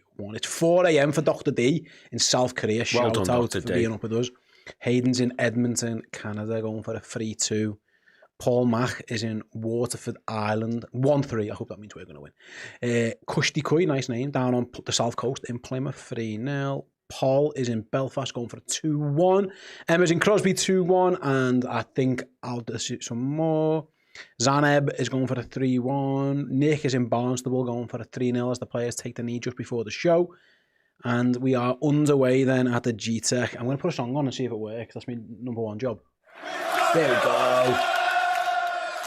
Let's get behind the Reds. Or in this case, the Greens. Stay score. I said 2-1 to Liverpool on that show. I'm saying 3-1 Liverpool. Oh, okay. This kit's gorgeous. Let's win it. I loved it. Yeah, I was going to say. Have we won in it yet? Burnley. But I mean, but yeah. Very late. Oh, As the ball gets played down the right-hand side, goes back to Queen Kelleher. His kick isn't amazing, actually. No. He's found Cody Gakpo, maybe forgot which team he was on for a second there. But I think Brentford have just about got it clear. And it'll be back with Ibu Konate, who will probably go back to his goalkeeper. Not the best kick comfortable in the world. like a penguin on ice there. Like a penguin on ice with his hot feet. Here it is, big Ibu. Teams do let Ibu have the ball, and so he's going to have to learn to be a bit better with it. Teams don't really. He has got in his locker when he plays. They do press Virgil, because the last thing you want to do is give Virgil time. Yeah, Liverpool just keeping it calm, go back to Mohamed really in a bright yellow kit. I remember seeing the Chelsea home game where I think it was 3-1. Nunes hit the bar about 12 times. Konate sprayed some wonderful balls out of defence that game. I remember thinking, that really showed me he can play out from the back. Obviously, he's not on a par with Virgil, but who is? Brentford go long, unsurprisingly. Konate wins his first header. I'm sure that will be the first of many that he's going to be asked to win today. Ball goes down the left. Foot race, but Mamardashvili comes out. Well done. Plays it out to play. Calm as you like from Liverpool's goalkeeper throw-in, although there will be a long throw-in coming. Oh, yeah. Kevin Sharder it was who was running onto it. Mamardashvili it was who played it out, but there will be a throw-in. I'm pretty sure Coyote is going to go over. He's going to launch this one in. Obviously getting a bit of a cheer off the crowd there. They know what's coming. Liverpool know what's coming. Here comes Aya. Here come the centre-back. Collins is up there. Vandenberg's up there. First one for Brentford then. 2nd minute into the game. The long throw is coming. In it comes. It's an absolute rocket towards the near post. Headed away by Hugo Ekitike. I think maybe been Virgil van Dijk, sorry. And Liverpool maybe looks to counter. If Liverpool can win the ball back. No, they can't. I think Wirtz had half a chance but didn't quite get there.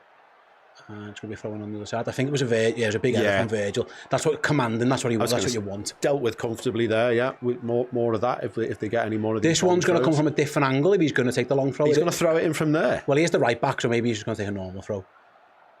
No, it looks like he's going to take a normal throw in down the line. That'd have been a long way to get it from. I was going to say 40, 50 yards. Brentford then down there, right hand side. Ball comes in from across. Virgil again, another header. Converts, get clear. Plays a bit of a risky ball inside, but straight over the bar from Aya from miles out. As the Liverpool away and sing Mo Salah's song in support of Mo Salah, which is unsurprising. Them throw-ins are lethal, aren't they? They're ridiculous. He's so good. Yeah. Such a weapon.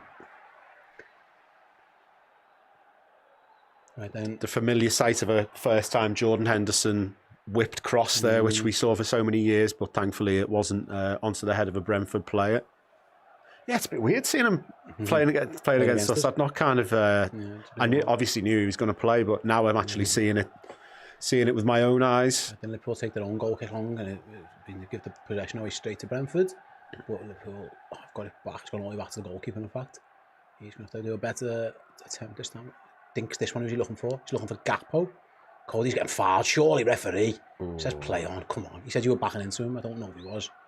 And then in the end, it goes all the way back through to Quivy Keller. A bit of a goalkeeper's long ball fest at the moment. Yeah. Another one. Mamadashvili comes out again. This time he doesn't kick it out to play. Gives it to Conor Bradley. And then it does go out of play. Yeah, there's not been much in the way of not much building through the lines, is there? No, so far. This one's going to be a different angle on the long throw. But it is coming into the box again. This one's not going to be like a straight cross. It's going to be like more of a diagonal. It's coming from from the corner of the penalty box, if that makes sense, on the diagonal towards the goal. Here it comes, bombs away. It's a long one. And it goes. It's a good one as well. Oof. It's flicked down and it's in. Well, there you go. Liverpool didn't deal with it. We just knew it was a threat. And it's from the first long throw in, Brentford score. Just too easy. It was obvious. Like they clearly must have worked on these all day. Yeah. All weekend, and so easy. Flicked on, one header, back post. Oh, what with the easy finish. Yeah. I don't know what happened there. I was just thinking as he was preparing to take that in. Remember that West Ham game a few years ago where he really bullied Alisson and they were surrounding him. A little vibe of that there. Let's see. It's so easy. Yeah. So easy. I think it's Ekitike who gets beaten to it. It's a good finish by the lad at the back post, but it's simple goal. I think it's flicked on by Aya. Oh, it's a good finish from Ouattara, rather, but it's easy as you like. We've got to be so careful about conceding those throw-ins, and yet give 2 away in a couple of first few minutes, and Brentford lead. To be fair, it's a good goal for them. Yeah. Anyway, Liverpool looking to respond down the right-hand side straight away. Here's Mohamed Salah. Ball into the box. Go on. Oh! It was a big chance, I think. Was he given a foul? No. But it went. Was it? I couldn't quite see who had the dive and header. It's a good ball by Salah. There was a little bit of contact between the striker and the goalkeeper. Ekitike and the defender. In the end, the ref just says play on. They kind of clashed into each other, didn't they?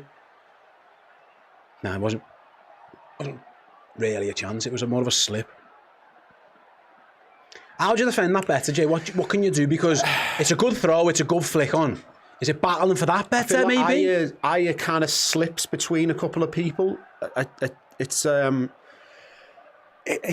extravagant movements. He doesn't kind of like bend a run or anything. He just sort of slips in between two. He gets there ahead of Ekitike, who's a tall man, but he gets there ahead and flicks it on. It did seem very simple there. Like we were saying in the build-up, we've had hard lines with some where we've cleared it and it's bounced awkwardly and someone's hitting it. That wasn't, we didn't get anywhere near that at any stage. No, yeah. We've had 2 of those throw-ins to deal with. That first one was dealt with well, but the angle of that one made it so difficult. It was a good header by Aya. Could Liverpool have chatted? I mean, Ekitike was the man tasked with marking him and trying to clear it out. Yeah. Didn't get to it. I mean, people are blaming Kirkes at the back post. I think that's harsh, really. Once that's flicked on, it's really tough. Yeah, I don't really see what else he can do there. It's tough. But yeah, I mean, they obviously have to avoid Van Dijk. I don't really. Is there a way that you can always position Van Dijk in what the line of the throw is going to be? I don't know. As the kind of front post. Yeah, I'm thinking like a corner sort of thing. Maybe get Virgil and Ibu closer to it. I don't know. But it was a well-worked goal from Brentford, that's for sure. But yeah, Liverpool will be disappointed with that one. But now they've got to respond. Although at the minute the ball is back with Keller, who is just going to kick it up the pitch again. It's flicked on by Bosley all the way through, and Curtis Jones will go and chase that one.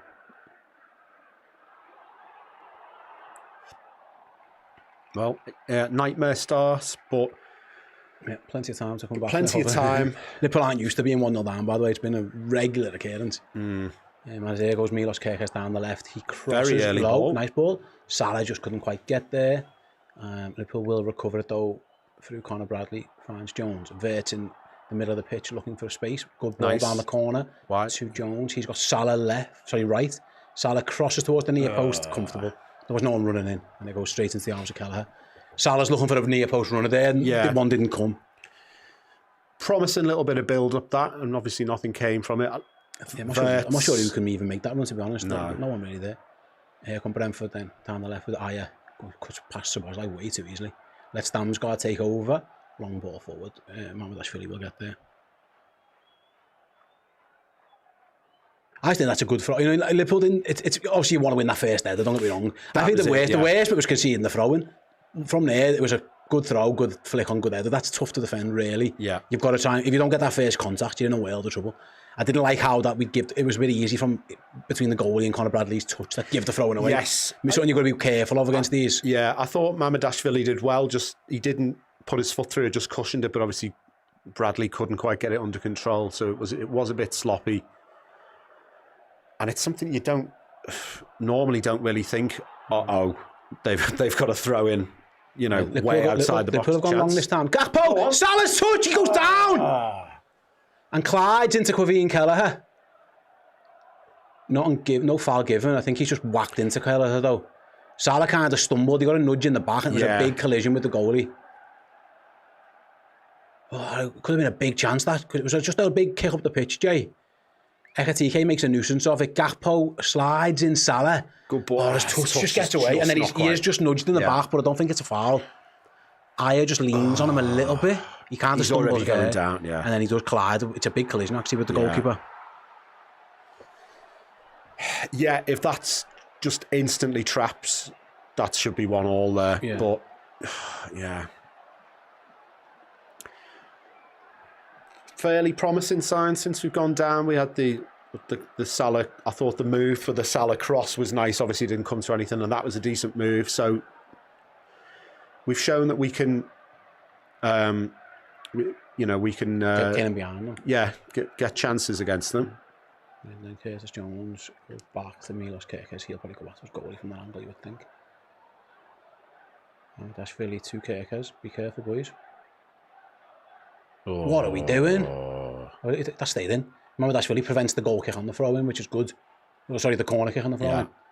Curtis back to his goalie again. Plays it out to the left. Gets there to Conor Bradley. I didn't like that kick from, but anyway, Liverpool away. It's Wirtz looking for Salah. Oh, good defending. Nearly. Just prevents it getting through to him. Good idea from Wirtz. I didn't like that pass from Jones, the goalie, because that's one of those where it's into the goal. Yes. And You're taught never to do that. It was played with quite a lot of pace as well, wasn't it? Sharda fouls, Bradley. I thought Mamardashvili did well there. Yeah, I think there's been some promising signs. Obviously, we don't want to be 1-0 down. Liverpool look like they can get at Brentford. Obviously, they're 1-0 down, which is the shame of it. We came here a few years ago when we were in poor form, and we got bullied as far as I can remember. It has happened in the past, You know, so we don't. And then Jen will have to come back because the ball is being whipped in towards the back post.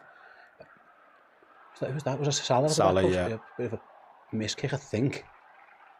Brentford trying to play out. Have they got there? Sabaz should win that and does. It's fouled, surely. No, not given. Brentford have got it back. Aya spins away from Salah and just kicks it as far as he can up the pitch. Which I'm surprised about. Straight through to Liverpool. Yeah, I mean, we'll be happy with that. There's long ball and then there's just booting it aimlessly into our half.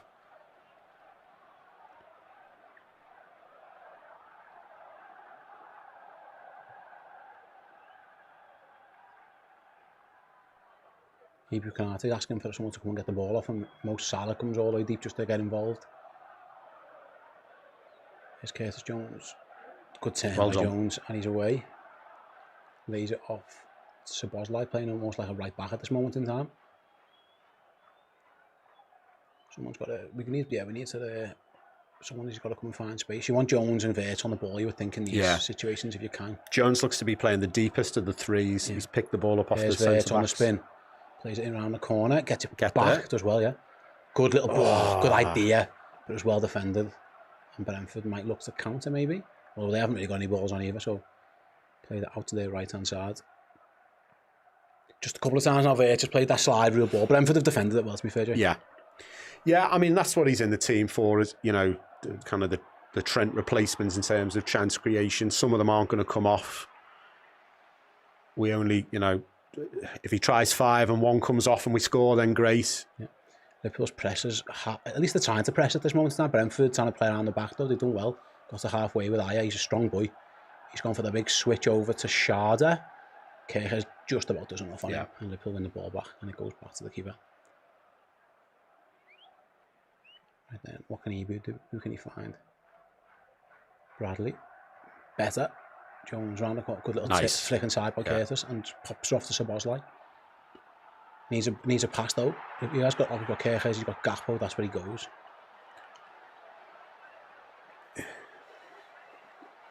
Right then, back to Kirkes, and Liverpool just being calm on the ball. Sobo, can he look to change the angle? No, it's cross. I think he particularly suits that kit, Szoboszlai. Looks like late 70s, early 80s German footballer to me there. Very handsome. There he goes. Going on a little run, is he? Plays it down the line. Liverpool keeping the ball well. They've got it onto the final third on the right-hand side. No desire to just whip it in. I don't blame them really, because it's a big Brentford team. Yeah, plenty of time. We don't need to force it now. Switch of plays, good. Right to Cody Gakpo. That was a good little ball. I think that was Jones. I couldn't quite see. You know, here's Gakpo, cuts inside. Back to Virgil. Liverpool being very patient. And Brentford kind of letting them.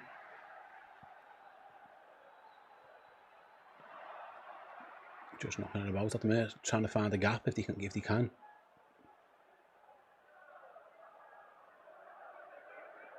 Trying to think where the space is. Conor Bradley is in acres if you want to use him. Curtis was going to come and ask for it off Ebu's toes though. It's been a lot narrower, Kirkes, since we signed him than I expected.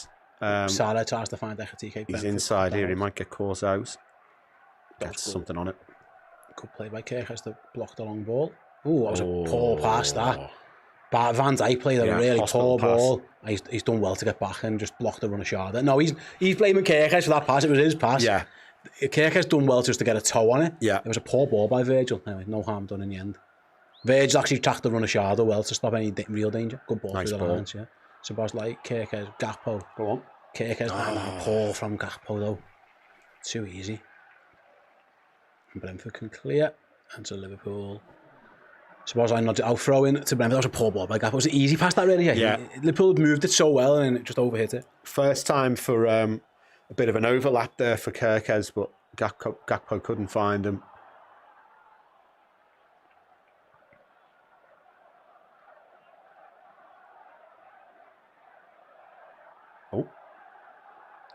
Brentford put themselves in a right hole mix there. They just conceded a strange corner. Was it? No goal kick? Must have come off Salah. I was going to say that's a nice cheap corner, but goal kick anyway. Right then, 16, nearly 17 minutes gone. Liverpool trail 1-0 at Brentford. A goal from Ouattara at the back post off a long throw in, flicked on at the front post by Aya, and easy tap home at the back post. Liverpool have actually played all right since then, but they haven't really tested Kevin Kelleher, unfortunately. Who has got the ball at his feet now. Brentford will play out from the back. They're a strange dichotomy because they go direct at times, but they will try and play as well. Yeah. Liverpool got the press down, it's worked. Wirtz, Salah. It's just the 2 men on him. He had to be faster with his decision there, Salah. Wirtz has helped them out by winning it back though. And Liverpool got the ball back.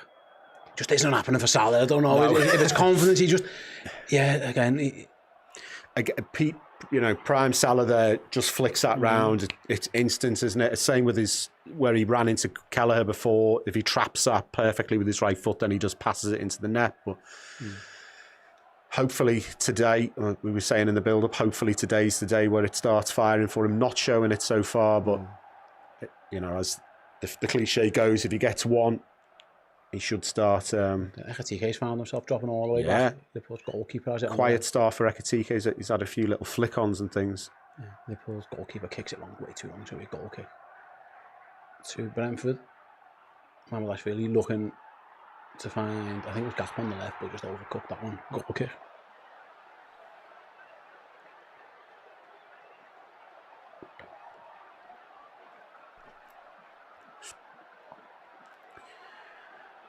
How many games in a row have we conceded first then? Fucking loads. Because we had Frankfurt, United obviously after 30 seconds or whatever. Yeah, I can tell you, unfortunately, it's not going to be pretty reading now. Brentford, Frankfurt, United, Chelsea, Galatasaray, Palace. So it's not since Southampton in the League Cup last time when we scored the first goal in the game. Been a long old time. So Liverpool are used to it. Sometimes but I mean, it's been a while since they come back, obviously, before midweek. Go on. Here they go now, though, with Mo Salah right-hand side. Got loads of men on him now. He's going to have to find them. Got 4 men almost on him there. What can Florian Wirtz do? He can go back to Kanate. He's got Jones.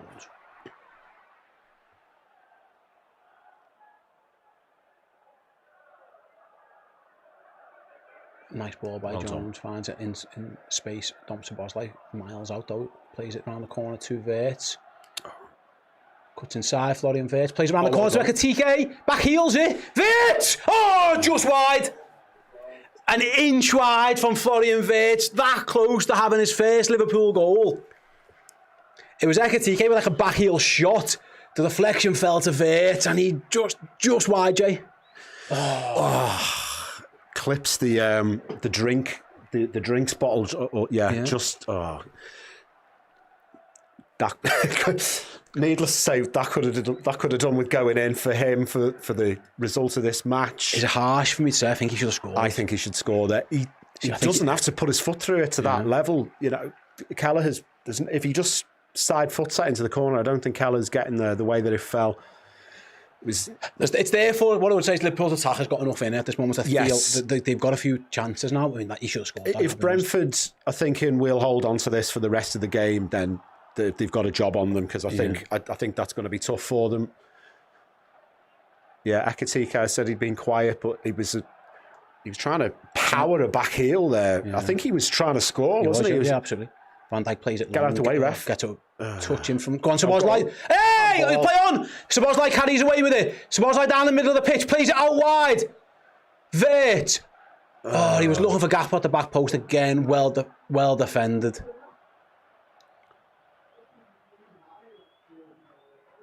I think he was looking for Gakpo right at the back post. Anyway, he's got it back again off the throw in. Wirtz, 3 men on him now. Finds Dom Szoboszlai out on the edge of the box. Good turn by Sobo. Can he find a pass? He finds Gakpo. Going to have Kirkers on the overlap. Doesn't want to use him. He dinks in towards the back post. Flick head there. Ekitike just wide. Chances are starting to come for Liverpool. Yeah. He was looking for the little flick on, was Ekitike, but just too much on it. Yeah, it was a little bit behind him. Difficult to get that on target there with the kind of back header. The lad's on the halfway line, by the way. Should be booked. He tried to catch the ball. Yeah. Luckily, Szoboszlai got away with it. Should he not? Can he not be retrospectively booked? I know he played the advantage because he's tried to cup it with his arm, didn't he, to stop the play?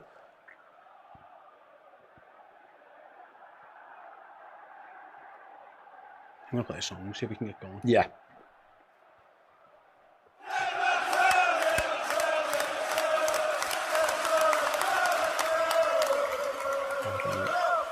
Curtis Jones collects the loose ball, finds Solo, back ball. Good play by Curtis, keeps hold of it and finds Bradley. He goes round the corner looking for Ekitike, chests it down, but it bounces just off him a little bit, and Brentford are able to clear. I think it was Henderson. No, it wasn't. Just getting back. Liverpool have picked up another bouncing ball with Gakpo.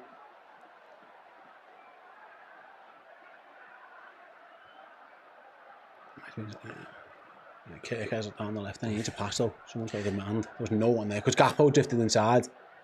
So he's forced all the way back, Kirkers. Wouldn't mind can he have a little go round the outside of his man there, but obviously he just doesn't do that. And it's got to be instruction, I'm sure it is, yeah, because the times I saw Bournemouth last year, that was what he was doing all day. Yeah, it's, peeling off round the outside, pinging first time crosses in, low crosses across the face, stuff like that. He's good at that. I don't get why we're not. There goes Curtis Jones on a little drive and run. But you're right there. I don't know why he doesn't do it. I mean, he doesn't make the run there just then. I don't know. Bradley loves maybe that's what a it is. late run into the box. They want Bradley to go and they want Curtis to Yeah. you know. Liverpool are just having, it's all Liverpool at the moment in terms of the ball. Can they fashion another chance? They've had a couple. Wirtz really should have scored. Ekitike probably was a difficult hit, that one. Here's Jones, finds Wirtz. Round the corner to Ekitike. Drops it off, back to the edge of the box. Well, to Dom. He goes right hand side, good ball.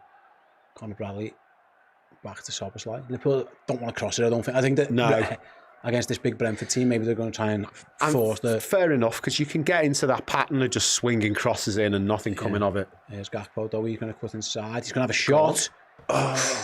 Not miles over the bar from Gakpo. About a foot or so over, but goal kick. But chances are starting to appear a little bit for Liverpool. It's a bit of a low percentage shot, isn't it? But I don't really think he had a pass on there, Gakpo.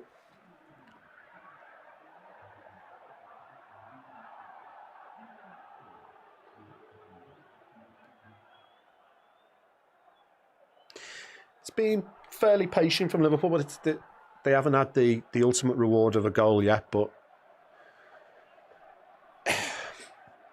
we need we could do with an equaliser before half time. I think everybody's going in a lot happier. Young looks down, by the way, everyone. There is a little bit of a break in play, so that's what we're waiting for at this moment in time. Bumbledog with the super chat says, I think Slot is losing the dressing room. Where's that come from? The players clearly are playing for him. That's just nonsense. He says, if we give a goal up, you can go and do something else for an hour and you won't miss much because Slot Ball has no passion. I feel he is losing the dressing room. I mean, I disagree with every single part of that. Feel free to have your say. Bumbledog. Not having it? The Bumbledog. It's too soon to say he's losing the dressing room. Liverpool do fight back. They haven't every game. They haven't given up ever. It's not a team who's losing the dressing room doesn't concede. Doesn't get beat by one goal. Maybe Bumbledog wants to see a bit more blood and thunder, a bit, all of that. But I mean, I'm not happy that we're 1-0 down, but I'm happy that we're probing, we're creating. I feel like something's coming. The more pertinent question was someone from Surab who says, we may go on to win the game, and I'm optimistic, but do we really think we'll win anything major with such a leaky defence? If Liverpool keep conceding this many goals, they won't win anything. No. We learned this in Jürgens last year. At some point, Liverpool kept coming back and they kept winning, by the way. Yeah. At some point, it just bites you on the arse. So no is the answer. They have to get better defensively. Yeah. That's been the thing that surprised me the most, is Slot came in. They were so good defensively. Oh, good come ball. back to it because Jones plays through Kirkes. Kirkes across. Oh, it's a poor cross. So poor. It's a poor cross, that. It's a really poor cross. The first time we've seen Kirkes where he wants to be. Yeah. It's a lovely ball by Curtis Jones. He's onside with the run as well, was Kirkes. Yeah. He just plays it to Kelleher. I mean, I'll be honest, there's not tons on from that angle, but he can't go to the goalie. Anyway, Liverpool, I'm going to say they won it back. They give it away again now. Do you want it back again? Not foul. No, foul. Well done. No foul given? I thought he was going to blow up there. No, Brentford have won it back though.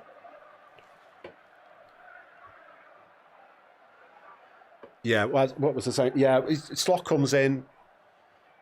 He's down again. He's got to go off. Last season, people say, when you say pragmatic, people think of Sean Dyche. Pragmatism is making the best of what you've got. He's come and he said, I like these players. I'll tone down it a little bit, be a bit more controlled. We won a lot of games by 1 goal. Great. We win the league. And now he's putting his own stamp on it. And we seem to have gone back to this more basketball football. And I'm thinking, you found the blueprint. I get signing Wirtz because he can unlock defences and stuff like that. We've lost Trent, who was one of our main creators. I have been surprised. I said after one of the many recent defeats, not a serious football team, because I was annoyed at them. And you think, you can't, if you're winning the league, you can't be conceding last minute silly goals. You can't be, we were saying there, they've conceded the first goal in the last five games or something like that. Can't be conceding first all the time either. No, they have to work on that, absolutely. Right then, a throw in, I think. Ibu clears one. Yeah, we know what's coming. But you win this game, you're a point behind Arsenal. at the top of the table, even though we've not been playing well. They'll have a game tomorrow, but yeah, you're right. Yeah. Listen, they're going to make a sub, by the way. They're going to take off Yarmo. Look, Janelt's going to come on. But there is going to be a throw-in from the same area where they scored before. Oh, yeah. So Liverpool are going to have to defend this one better. I think Janelt is the most Master League name of a Premier League footballer. Okay. I don't know if anyone wants to chip it. I could just see him in that alongside Castolo and Jimenez. Anyway, from the exact same the exact same place where they score from. Yeah. Here we go again then. There it goes. Boom. Oh, what's the ref saying here? He stopped it before the throw, and there's a bit of pushing, I guess. Round 2. So what happens is Aya starts on the post, and anyway, here it comes, long throw in. This time Liverpool do get the first header at the front post, but there's going to be a ball back into the box, I would guess. Watts has got it. Someone's going to get out to him.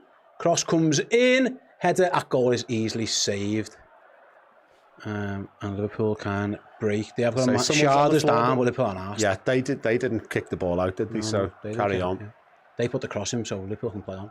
It was Collins who was kind of had a rough header at goal, but all comfortable. Szoboszlai plays it down the line. Here's Mohamed Salah. Got 4 men. Can someone help him out? Yeah, Conor Bradley. Even if he's not playing well, Salah is getting their respect because they double, even triple, even quadruple up on him. That should leave space for someone else, but Liverpool try and go on the left. That's too rushed. And it's a big long ball for Virgil's got to chase on because Thiago's going to be with him all the way. Van Dijk nods it back, looking for help.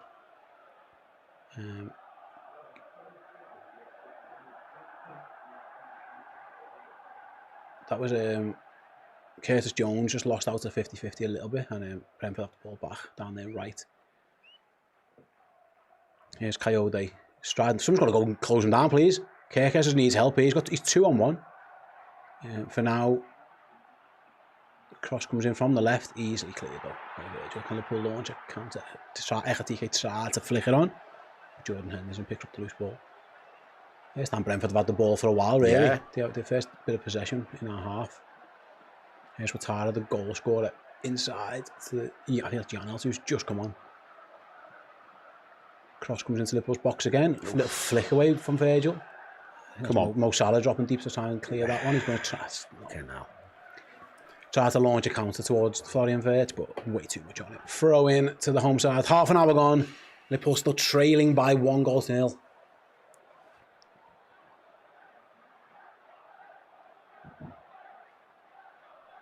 Just feel like we've lost a little bit of momentum now. I think they had a few opportunities, didn't they? Not loads. We weren't like Liverpool went knocking the door down. No. Keller hasn't had to pull off any worldy saves or anything, but no. Yeah, Brentford haven't had their foot on the ball for a while. They have now. Does anyone fancy putting a tackle in now? He's ran all the way through. Cross in. Good block by Conor Bradley, but the ball has fell back out to the edge of the box. Cut inside. It's going to be a shot. Good block again. I think a second block from Conor Bradley. Danger not just gone yet, though. As Damsgaard's got it, he's going to play it to Sharda. And Brentford go back to Jordan Henderson. Edge of the box. Okay. Henderson shoots. Just wide. I think the goalie probably had it covered. Yeah. As Henderson drilled one towards the bottom corner. Just had visions of that goal against Chelsea in 2016. He didn't go for a long way out. It's comfortably wide, to be honest. Thankfully, he dragged it, didn't he? Yeah. Wasn't close at all. I think the goalie, Yeah. Mamardashvili knew. He was wide. I don't know who hit that, but that was not very good.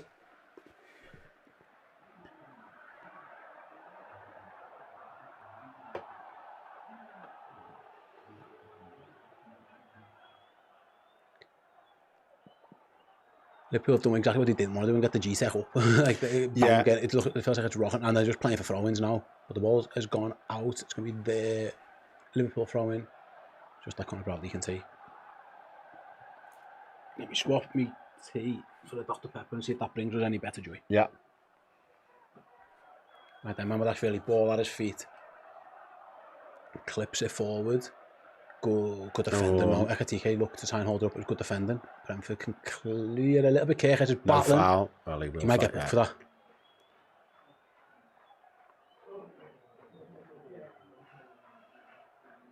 It was Ouattara who just was striding away from Tsimikas. You could smell a foul and a booking there, couldn't you? As soon as Ouattara got past him. I just don't think he needs to do it though. You No, know? You don't need to get. it's putting the arm round. It wasn't like he was going to be sprinting clear there. It's not desperate, It wasn't a desperate one, but yeah. yellow card and a free kick, by the way, for that Liverpool will have to defend.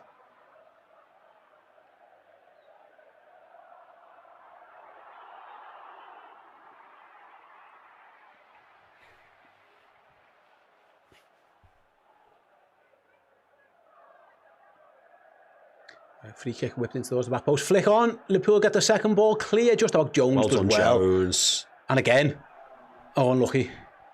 Liverpool, can they launch a counter? No, the bouncing balls come Brentford way. Now Liverpool needs to get back.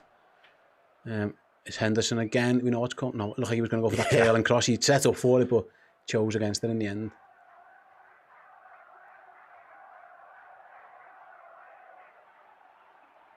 Actually, Brentford feel like they've got control of the game at this moment in time. Yeah. Liverpool had it for a while post the goal, but now Brentford feel like they're having a good 5.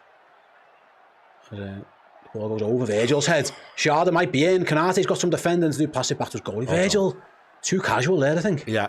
Kanate done well to bail him out, really. As soon as it comes in. Salah loses it. Oh. No, it might be Wirtz. Sorry, apologise, it was Wirtz. And ball down the right-hand side. Liverpool's right, Brentford's left, ball round the corner into the box. Shot at goal is blocked by Sobo. It isn't going to go for a corner. Damsgaard wants one. I mean, it's going to be a throw in instead. Might be better for them. Yeah. Throw in to Brentford right by the corner flag. Nice little flick there. Yeah, it's been a bit of a tough last 5-7 minutes for Liverpool. Your man, Coyote. He's taking his time, like going to get his Wily towel Coyote. Mm-hmm. That's what Dan called him. Oh shit! Okay. I think he called him. I don't know. He did a coyote pun. It's going to be a long throw in anyway. There he comes. This one's more flat across the goal, and it goes. Goalkeeper comes and gets a good punch on it towards the edge of the box. Ball goes back out to the thrower. Go and close him down, boys. Get there. Ekitike was got there and then just didn't win it. Back heel around the corner. Kirk has get rid. Just kicks it away. Yeah, to be fair, he was under a bit of pressure. There's a bit of the Moreno about him, I think. Do you know when you just a bit panicky? You just a bit like you know, which you know, throwing from his side now. This one, I think they preferred this angle than the. You know what I mean? When this how they scored. It's from the other side though, of course. But, on the diagonal. Yeah, Coyote's gonna. It's a long way from there, to be fair. Now he's gonna go short. I'm gonna say, I'm not gonna blame him. Henderson might cross it in now. Here it comes, back post, deep from Jordan Henderson. Brentford get first contact. Sobersley heads clear. Liverpool haven't quite cleared it yet. Sharda down his left. Liverpool's right up against Conor Bradley. They almost play for that throw-in, don't they? Yeah. It's like, please tackle me. Yeah. Oh no, this time they've taken a quick throw-in now. They haven't decided not to wait for the long one. And Liverpool have won it back. No, oh, be careful! What are you doing? Come on, Reds! A combination of Liverpool's I didn't quite see, but it was panic stations a little bit from Liverpool. It's going to be another long throw in now. Yeah, they're loving this, the Brentford crowd. It's been a bad, probably getting on for 10 minutes, but for Liverpool now.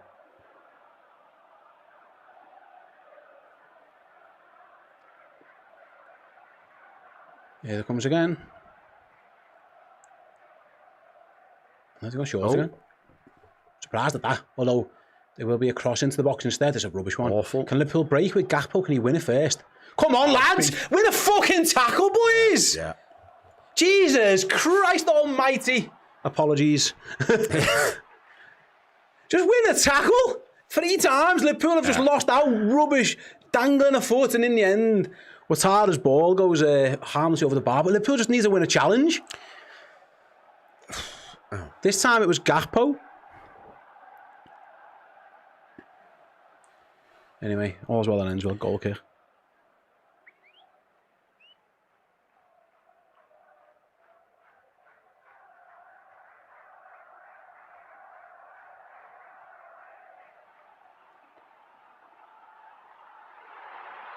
Right then, this time Liverpool win a throw-in.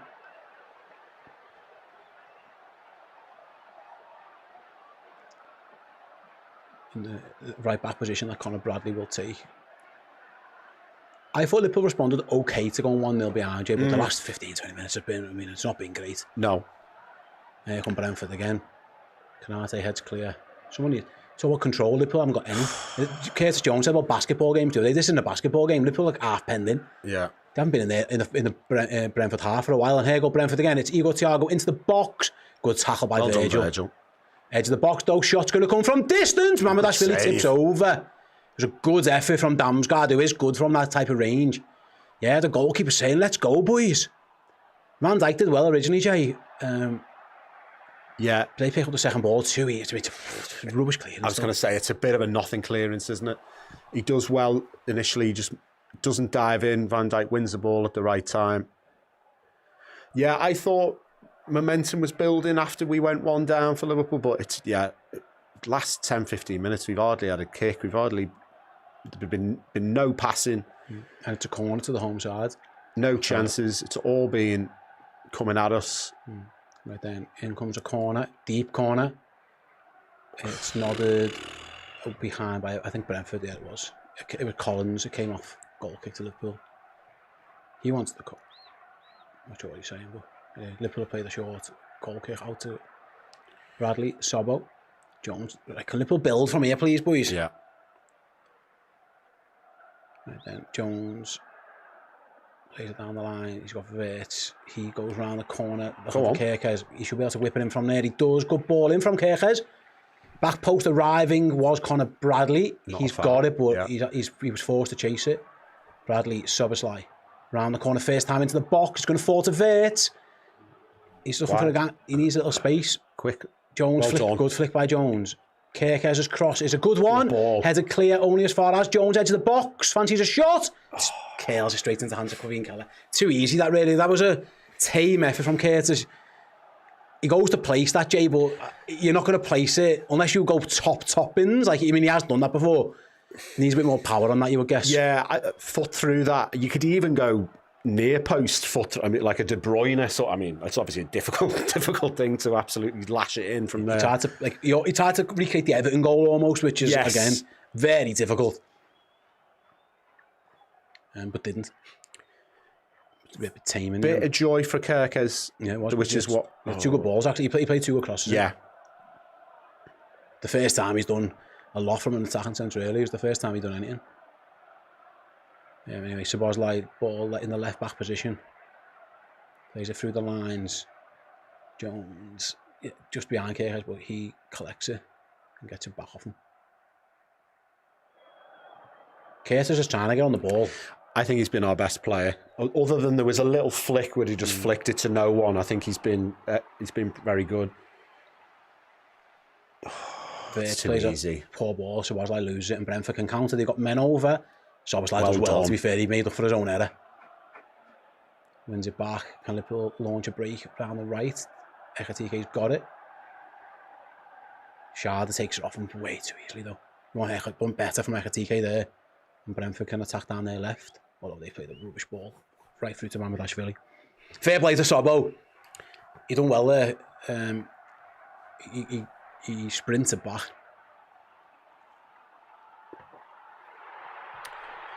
Yeah, it was all a bit easy in the middle for them. Szoboszlai lost it, but to be fair, he rectified his own mistake. I think Conor Bradley, right hand side, down the line. Ekitike's drifted out to the right wing. Salah's playing centre forward for the moment. That'll change now as Liverpool recycle the ball. Come on. We're just knocking it round the back at the moment, really. Trying to find an angle. There's not a lot on for Kirkes, to be fair. He has to go back to Dom. He was his goalie who's come a long way out of his box to get involved in the build-up. He's going to clip a ball out towards the rocket ball, actually. Good ball. Yeah. Good touch by Conor Bradley. And he cuts past his man and beats a man and is driving towards the box. He's ran down a bit of a blind alley, unfortunately. Jones, Ekitike, Bradley right hand side into Curtis Jones. He's got loads of men on him. Curtis Jones to the byline, fires it across. Good block by the Brentford defender. Liverpool have won it back though. Again with Konate. They wanted the foul, not given. Sobo from distance. Does he fancy a strike from there? No, he's going to carry on into the box. Where are you going? He's went on a mad angle there. So he ran towards the corner flag in the end. But the first bit was good, wasn't it? But then the angle was weird afterwards. Gakpo fades into the box. Back heel to Gakpo. Nice. Gakpo. Penalty! Has to be! What? Did he get the ball? Gakpo went down, not given. Anyway, Brentford are going to look to counter for now with Thiago. Did he win the ball? There weren't, I mean, to be fair, there weren't many complaints from Liverpool. No. So. Okay, what's he done? He's nodded it back. Oh, he's cleared it in the end, just about. That was a bit mad. Liverpool, was that not a penalty? I'd have to see. We'll have to see it again. I haven't seen a replay. He either. I haven't seen a replay. But maybe it just looked a penalty as Gakpo went down. The angle he came in from, you thinking that's a foul, but you'd think, I don't know, would there be a VAR check? Would they have stopped the play by now if it was a clear foul? We haven't seen a replay yet. I'm guessing it'd have been stopped by now. So yeah, we're playing on. I don't know what Kirkus was doing with that header. Jeez. No.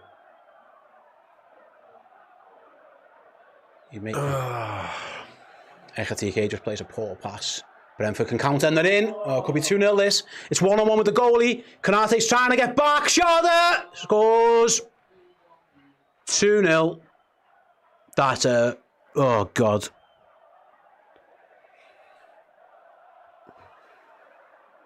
Oh, my goodness gracious me. And Liverpool are officially in a crisis at this moment in time, ladies and gentlemen. Not a serious football team, I'm afraid. It's just one ball. It was a little bit like Ekitike's goal for us. Ekitike just plays a rubbish pass in the middle of the pitch, but it's one ball in behind. He can't be offside. He's in his own half. Konate can't get back. Straight at the goal. I don't particularly like Mamardashvili there. He doesn't like to come out. He goes backwards. Yeah. He probably should do better, really, but he's 1-on-1, you know what I mean? Shada's always going to score that. You knew from the second. We're going to look at this replay for this penalty incident. Why isn't that a penalty?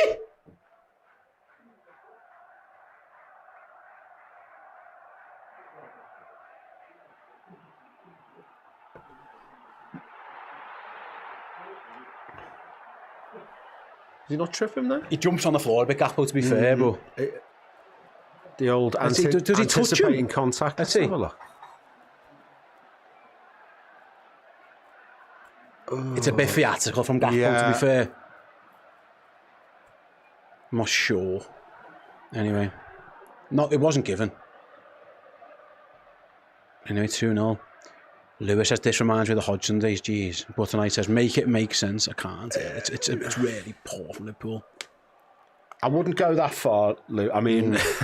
But it's grim. Liverpool give it away again. It's very poor. We've had a similar result here in the past under Jürgen. Yeah, it reminds me of that. And Brentford are in again.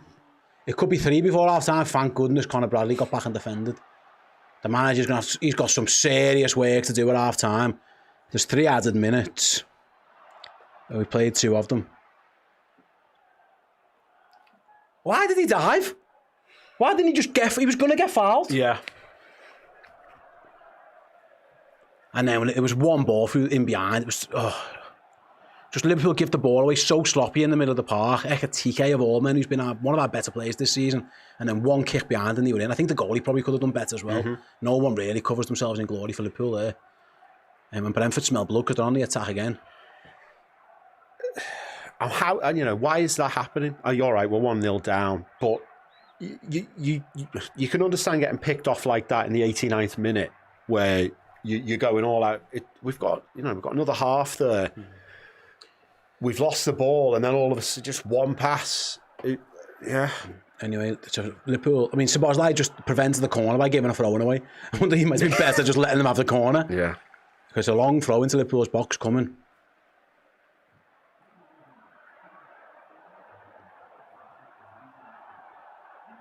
Oh, this is long throw in. It bounces past everybody. Liverpool do clear it for now. Janelt wins it. Liverpool throw in. I mean, that's probably going to be half time, isn't it? You would think. Yeah.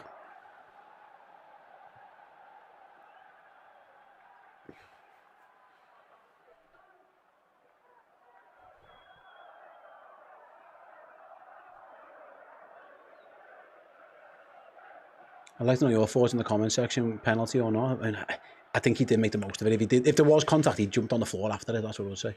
Anyway, we're meant to have 3 added 1 minute, we've played nearly 4.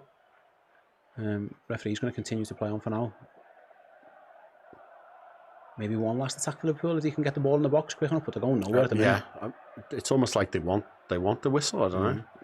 Keep playing it back. Wirtz down the line, maybe one last chance for Liverpool to get the ball in the box with Bradley. Whips it in, across goal! Tsimikas scores! Milos Tsimikas a score for Liverpool! I mean, the referee said 48 minutes was in play. In the 49th and almost a half, Liverpool have got a lifeline out of absolutely nothing. It's fullback to fullback. The ball is played down the right-hand side. Conor Bradley almost gets the byline, plays it across. Everybody misses it. And to be fair to Milos Tsimikas, he's in the right place. Yeah, following in. Well done to the young lad. Yeah. Ekitike tries a little back heel, but misses it. Tsimikas scored. I couldn't believe there seems to be a total lack of urgency from Liverpool to get the ball in, but actually their patience was proved right there. They got the opportunity with Bradley on the overlap. Brentford are not happy out there. No. It's minimum 3 minutes. I don't know what made the referee continue the game. Brentford are not happy with that whatsoever. I mean, they scored right on half time. I mean, now it's half time. They scored right on our half time. Had the board gone up by then? And he's added a bit of time on for that. And to be fair, they had a long throw in. That took a while, but they won't be happy. I mean, I think Keith Andrews might have got booked for his protests. Yeah. Yeah. The referee said, he's telling them to walk away. Liverpool got themselves back in it, because that was a terrible first half. Yeah. And right at the end, they have got themselves a lifeline, which they needed, because if it was 2-0, I mean, 2-1 isn't great. No. But at least they've got something to hold on to there. Yeah, it was a tough watch. We only had 2 long throws. First one we dealt with, second one goal. All right, fighting an uphill battle there. We had a decent period without, I don't think Keller's made a save, has he? But, we had a few decent chances, nothing fantastic. Then Brentford really started coming back into it. It was very poor. From about 25 till 45, it was very poor from Liverpool. We had some Hodgson comparisons in the chat, which I'm not quite, but I can see why people are saying that. Probably an undeserved lifeline there at the end, but I don't know. It's got to be better second half. It's got to be better. What I would say is that if Arne Slot, whatever he was going to do at half time, he should still do. Yes. But it gets I mean, having to chase 2 was tough enough. Liverpool now just need, again, they're back in with a sniff of Brentford. But what I would say, Jay, is both goals they've conceded there, I think Brentford do well in both of them. But it was very easy. It's a throw-in, flick, tap in. Yeah. One straight pass, lads, one-on-one. It was very reminiscent, actually, about what Ekitike did. Yeah. They are very, very simple goals. Liverpool, again, you can't just point a finger at any one person and say, you have to do this. As a collective in most situations there, you've got to think, Liverpool just have to defend better. They are far too easy to get at still. Yeah. It hasn't changed. Well, going back to that super chat we had before about, does a team that's winning the league concede goals like this? No. We've got to cut out, whether it's set pieces, it's conceding in conceding in the first minute against United, conceding early as we've done today, conceding last minute winners to Chelsea and Pat. It's an overall thing of this team. There's just something not quite right. And they need to sort it out quickly, because they're not out of the title race as it stands, but you feel like a few more weeks of this, if we don't pull it round today, and then there's a few more poor results, then it's going to looking very unlike we're going to defend our title. I just said it was an undeserved lifeline. This is where Slot's got to really earn his coin. This is what, if you're wanting to win a league, you can have a poor half. You come out, you go again, you come back better. I mean, they've got to come out better. Somehow scrape a win. If they can somehow scrape a win, and then, worry about the performance later. It's just, I mean, we said in the preview it was going to be a tough game today. It has been a tough game. It's been a tough watch. But yeah, just so pleased with that late goal from Kirkes there. We've got to use that as a bit of momentum. Well, we can't come out and be poor. For what it's worth, Jay, it was a good goal. Yeah. We mentioned, I was like, the ref's going to blow his whistle at me, can we just get it in the box? And Liverpool stayed patient, worked the angle, got it to Bradley. I know Ekitike goes for the little flick and misses it. Fair play to Kirkes for gambling and being there in the first place. But yeah, so Liverpool got a lifeline, but yeah, like I said, I mean, I want to talk about the second goal, actually, Jay, if you don't mind. I actually think on both goals, I think you can look at Mamardashvili, not the one, and I talk about this, the conceding of the throw-in the first place.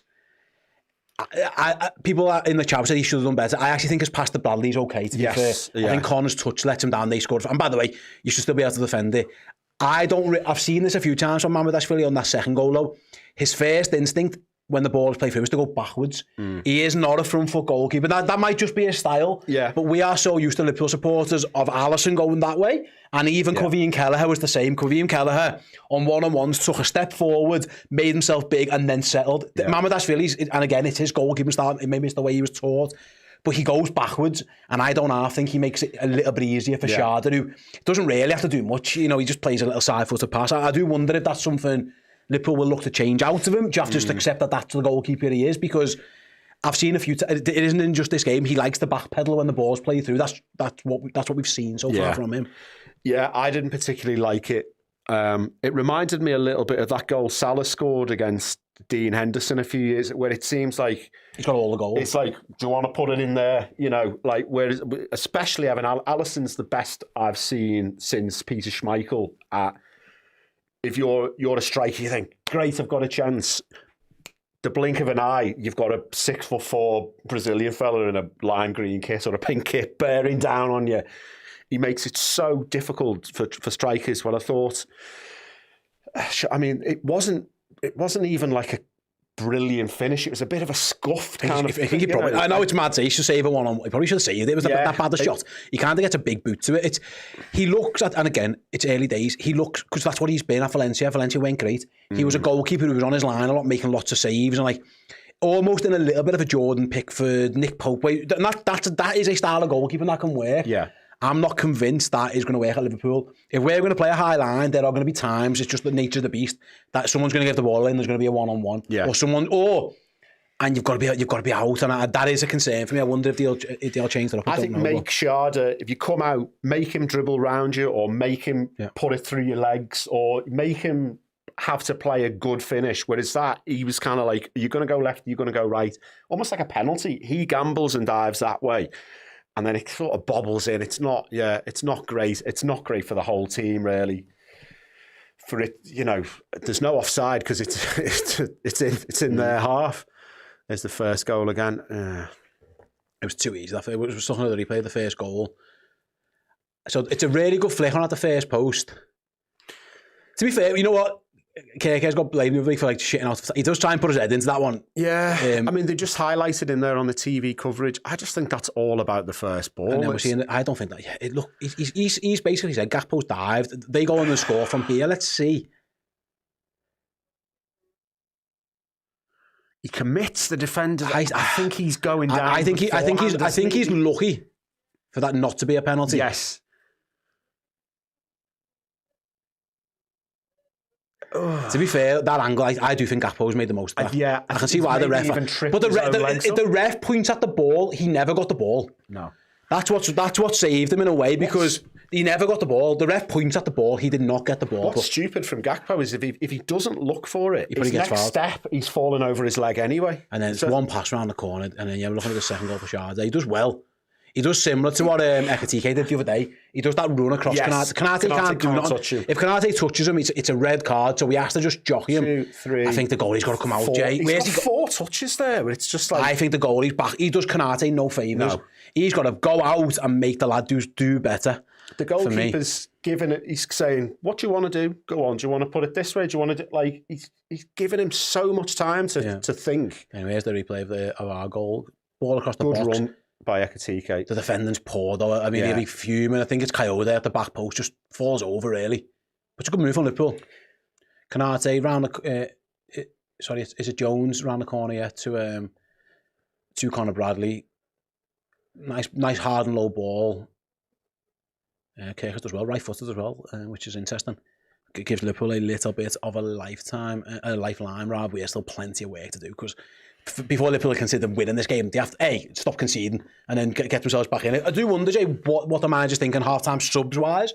Looking at his bench, Janine McAllister for a bit more bite. What he would lose is height. If you're worried about long stuff, that's worth mentioning. I mean, Mo Salah has been anonymous for the most part. His touch hasn't been great. It's been more of the same really from Mo. And listen, I go back to it again. Anyone abusing players, and I've seen some of it in the chat. Like, it's fine. Criticism is fine of players and managers. Don't abuse them. Don't be dickheads. But you could easily take Mo Salah off. I mean, you could go back 4-4-2 if he wanted to. You could bring Chiesa on. Other than that, I mean, people are mentioning Ekitike often, but Robbo right at left back, which again, Ekitike is on a booking. Yeah. So that, and I know he scored, but he is on a booking, so that's worth noting at there as well. I wouldn't be shocked if he makes subs at half time. I want Federico Chiesa on this pitch. And if it's for Salah or Gakpo, I'm not that arsed. I would say Salah because the height thing, and Gakpo's looked a little bit more threatening. But for me, I want Gakpo on. I want Chiesa on. I was just going to say I don't think he will, but actually, if we go in 2-0. I think he does. And you think, well, what's the difference other than we've just nabbed a goal at the end? That goal at the end doesn't change the quality of the performance. I mean, you want, a fully firing McAllister, yeah. You'd like to introduce him to this quality on the ball, good passer, bit of bite. He's not being anywhere near his best. Chiesa, yeah. Is he going to haul Salah off? Yeah. I think he might. Do you reckon he's I don't know if he will, but I don't think he would care doing it. No, he's not that type of manager. He won't give a fuck. I don't think. Yeah, that's the one thing I will say about Slot. Like he won't care if he thinks that's what he wants to do. He wants to do. Let us know anyway. We're going to go for a quick break to refresh and maybe punch a wall or two. Let us know in the chat rather. In the meantime, whether you're on the Discord chat or you are in the YouTube chat, any subs you would make at half time. Me and Jamie will be back for the second half after these quick messages. See you in a couple of minutes. Hey everyone, at the end of October, we are going to be giving away this signed Liverpool shirt, and it is not just signed by one LFC legend, it is signed by 5 of them. You've got women's superstar sensation, Natasha Dowie, you've got Sammy Lee, you've got Gary McAllister, you've got Bruce Grobbelaar, and you've got goal scoring machine John Aldridge's signature on this shirt. If you want to win it, simply head to redmenplus.com, become a legend tier subscriber, get all of our amazing content in both video and podcast forms, and loads of extra perks and bonuses as well, including this shirt. It was signed at our end of season party, and by the way, Jags from the Ragamuffins, he signed it too, and if you want, or if you don't, whatever, some of the Red Men TV crew can sign it for you as well. It is a truly unique prize. redmenplus.com, become a legend by the end of October and you'll be in the prize draw. Good. We've uncovered a host of Liverpool legends that we believe are owed medals from seasons in the past. It startled me, some of the people we discuss in here, because you just don't expect it. Jan Molby, what a pass for the football. He made the game look easy. Couldn't bring into the team, he was one of the best teams the club's ever had. Going back to the group I was with, Sammy Lee was the one who made it into the first team, but he had to get ahead of Jimmy Case. Sammy just was so in the infancy of his career. Although it was frustrating, I knew even when the time come, then I'd be ready. Phil Neal, the most decorated Liverpool player of all time. Dad liked him, and Liverpool signed him. The chief scout, he said to me, I went home and told Bob Paisley, go and buy him now. I don't think anyone can speak about David Fairclough without saying super sub. part of the conversation I had with Bob Paisley while I was away seemed to intimate that perhaps they were tiring a little bit of me. Gary Gillespie was huge. Tasked with the job of breaking up Alan Hansen and Mark Lawrence. Ronnie Rocket.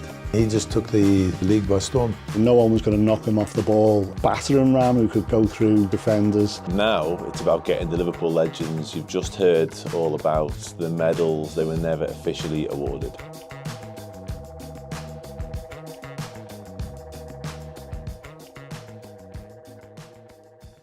Welcome back to the show. Yeah, it's just a couple of minutes away from the second half at the GTEC. Liverpool trailing by 2-1, only just by as well. Liverpool scored with the last kick of the half to get themselves a lifeline. Goals, of course, from Ouattara and Sharda put them behind. Milos Tsimikas with his first for the Reds, or in this case the Greens, with his right foot, as the turn for the Bucks, dragged Liverpool back into the game somewhat, but there's still plenty of time to go. I did ask in the chat if anyone had any ideas on substitutions. It's just gone past. I did see someone there saying I'd take Salah off and put Kaiser on, which yeah, I could understand that one. Let's see. So, Simon will bring Kaiser on for Salah and Robbo on for Kirkes. So that's a couple. Would you do anything, Jay? What would you do? Yeah, maybe Salah. Maybe. Well, we're saying on bad on Salah. Liverpool haven't given the ball. No. So you're not going to give him the ball. That is a problem. Because then he is wasted. You're not going to get. So maybe that's one thing. Salah had the ball earlier at that chance. He hasn't seen any of the ball since. Really, he's not been terrible. He's been non-existent. He's had that one where he crossed it in low and it went through to the goalkeeper. The one where he ran into Kelleher, that I think that's indicative of where he is at the moment because his touch just gets away from. There was another one where he kind of came deep. It was a poor touch, so his touch isn't quite right. It's just not happening for him. And then you think, well, would you just play him through it and he scores? And then you need him firing. Yeah, I wouldn't mind it. I wouldn't mind Chiesa on. McAllister on. I don't know. Yeah.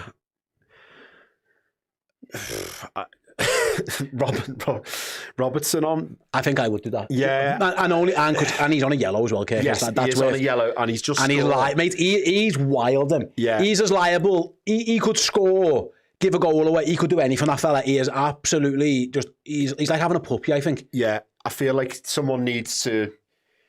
Where's the ref? What have you got a new ref? Bring his adrenaline down. Have they dragged the other ref off? I don't know. Yeah. We're seeing a ref jogging around the pitch for some reason. Is he getting warmed up? Maybe we're having a ref sub. New ref, maybe because maybe they've dragged him off. I've not given Liverpool a penalty. Don't know. I mean, of all the ref, it looks like it. Of all the things to see, I'm just looking here in terms of touches on the ball for Mo Salah. See if I can find, because I don't think he's had too many yet. I'm not sure if this shows you as it stands. 17 times Mo Salah's had the ball, which is, I'm just checking now. Compared to, it's less than Ekitike, it's less than Gakpo. As you can see, he has, of all the forward players, all of Liverpool's players, really, Salah's touched the ball the least. And if Salah isn't getting the ball, he might not be in the team because he offers you nothing defensively. Yeah. So you either have to give him the ball, he shouldn't be on the pitch. That's where we're at with Mo Salah in a minute. By the way, there is a delay to the start of the second half because the ref's injured, which is mad. So we're having a little delay. Don't know how long this delay is going to be. We saw the fella warming up. Can we not just get on with it? I don't know. Well, maybe he needs a warm up. Maybe that's what they're talking about. Oh right, okay. Is Simon Hooper getting a massage now or something to see if he can do the second half? Or maybe that's why he missed the goal because or forgot he was injured. I don't know what happened to him there. He didn't look injured. I mean, I don't know. I would know, but yeah. So yeah, we're having a break while the ref warms up. This game was late enough. I don't need to be any later. Yeah. I've got kids. Chloe's pointing at her watch now. All these away fans, there's another 20 minutes on your journey home, guys. Yeah. So yeah, we are having a delay because the ref's injured and the new ref needed to warm up. Half time's 15 minutes. Surely when he walked off and went, I'm injured, they could have done this. They could have sorted this. Yeah. How long does he need for the warm up? How long does a ref... Google us, how long does a ref need to warm up? Could he not have warmed up in half time? Yeah. I don't... At what stage? Unless Simon Hooper injured himself in the dressing room. Yeah. Maybe he slipped and fell. He was just coming to tell the players to come out and he's a little fallen over or something. Yeah, I don't know. But we've got no idea. So yeah, we're just waiting for a new ref. So that's what we're talking about. Yeah, interesting. I'm too old to be awake. I should be in bed in the next couple of hours. Yeah. I mean, luckily the clocks go back, don't they, later? So we've got half a chance. Like, but my goodness, Grinny. Yeah, the away end there looks it's a long trip home for most of these guys. They're already looking a bit chilly up there. It's a long way home from there later tonight, and it's getting even later because we've got an injured ref. Injured ref.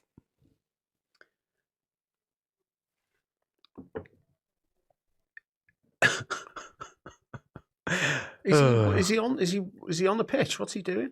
I don't know. I don't know where he is. Maybe he's back in and getting all the anxiety, lad. It's 4 a.m. here. Yeah, for you guys who are having to stay awake, this isn't the last thing you needed. A little half-time break because the ref's done himself a mischief. Right, then Liverpool are coming back out, and I don't think the manager has not made any changes, which I'm quite surprised about. He's basically telling these lads, you fix this mess yourselves. 1,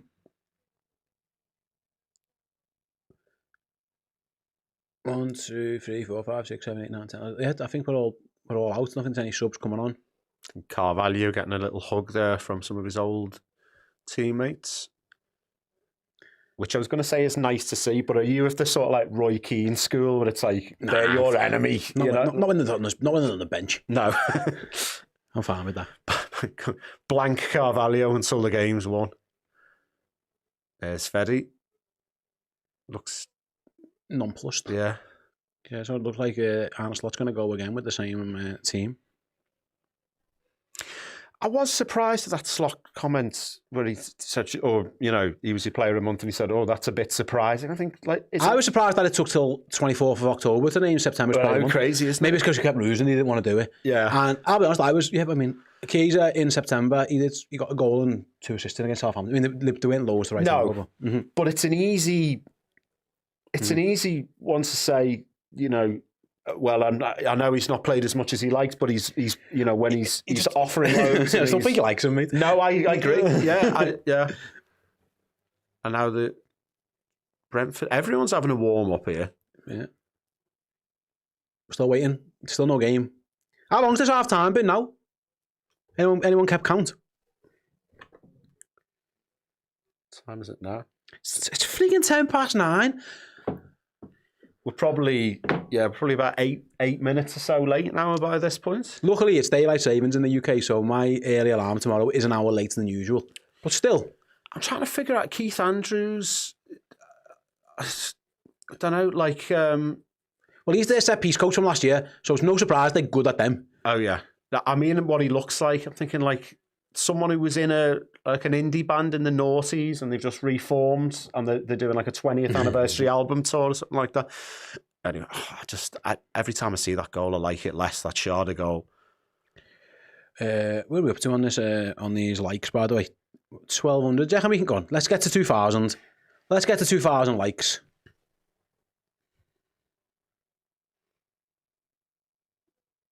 Still no game. The players are out. There's no ref. What? So Liverpool, we're just having a little pass around here at the minute. This is a long old break. Why were the players sent out if there was no ref? Well, there's a line-out. That's a start. I don't really know what's going on. It's an extremely bald officiating team. It's another. I'm going to say we've just replaced one bald ref with a new bald ref. What's this ref's name? Who's this bald ref?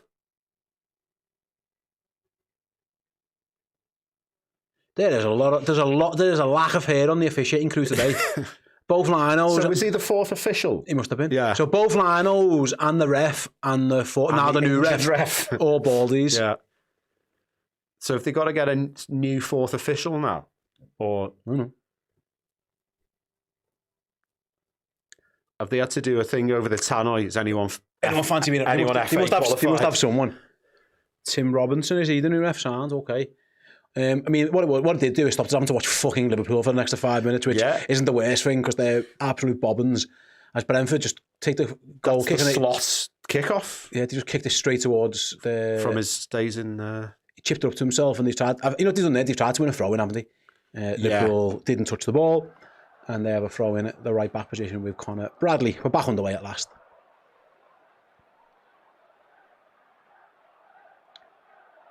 Connor Bradley's throw-in just goes straight to Brentford, but they just kicked it straight to Mamardashvili.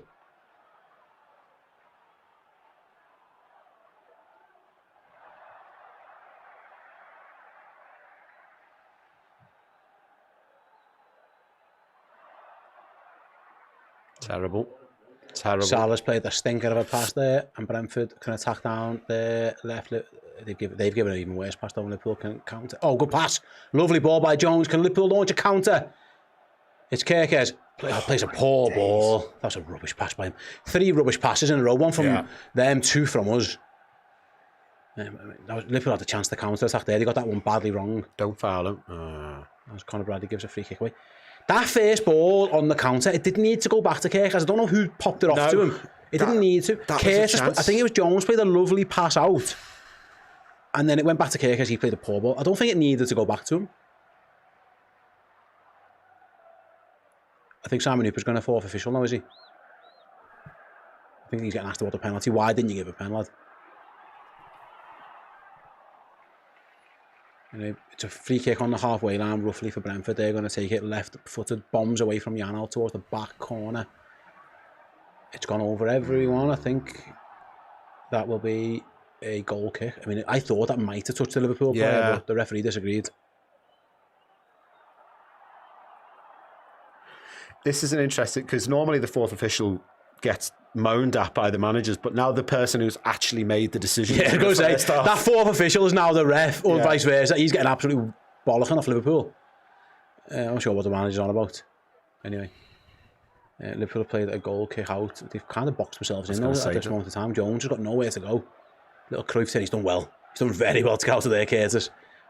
And finds Milos Tsimikas. He plays it down the line, past Cody Gakpo. Looks like we're struggling to go tight pressing by Brentford that we were struggling to get through. Jones did well to spin away from the defender. He kind of had to as well, didn't he? He didn't really have an option. Yeah. Right, then Liverpool got the ball back under control at the feet of Georgi Mamardashvili. His left-footed kick out towards Mo Salah is easily headed away. Chris Ayer's going to beat Mo Salah all day in the air, isn't he?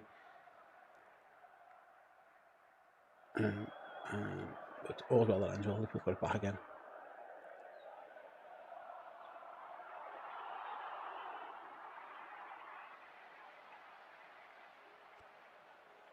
I need the song, I think. Yeah.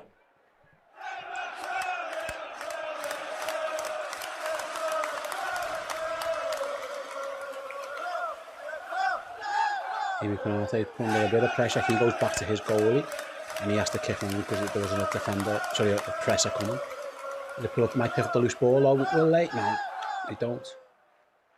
If after some defending for Virgil to do, gets there first, plays a pass to Cody. Round the corner, and Liverpool have it again at the back with the goalkeeper. Seems to be finding his way back to Muller. He plays it down the line to Konate. The pressure's coming now. So pressing very high, Brentford. There's another throw-in. We just don't look capable of playing through them at the moment. The long throw's coming. To be fair, he had not much on there, Ebu. No. He got to play to him with 2 men on him. He tried to find Bradley and couldn't. Shard are going to take this long throw this time. They're not going to send the other lad over. Maybe he needs a little break. Shard can throw it as well, to be fair. He has got a long throw. Looping long throw this time from Sharda. Liverpool headed to the edge of the box. Headed back in. Can Liverpool break though? No. Brentford. Oh, maybe! Mo Salah running through. Didn't quite get there. Kelleher clears. Liverpool nearly got a lucky bounce on the ricochet, but Kelleher, to be fair to him, we've seen him do that plenty of times. I was alive to it. The bouncing ball nearly went our way, Jay. Just here. Yeah. Does his touch have to be that heavy? I don't know. He's sprinting, to be fair to Mo Yeah, Salah. I know.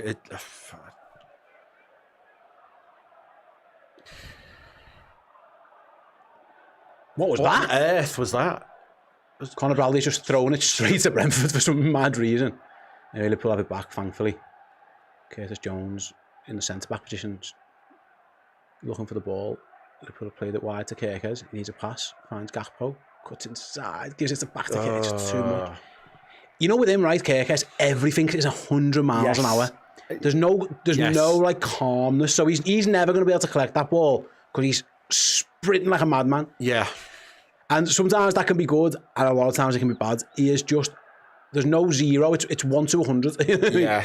I mean, obviously Robertson, a lot of energy. That's great. You got to have a bit more composure to it. Extremely good stamina, speed, whatever. But if you're just flying around all the time, and you know, it's why he's picking up so many bookings as well. He's doing everything at hyper speed.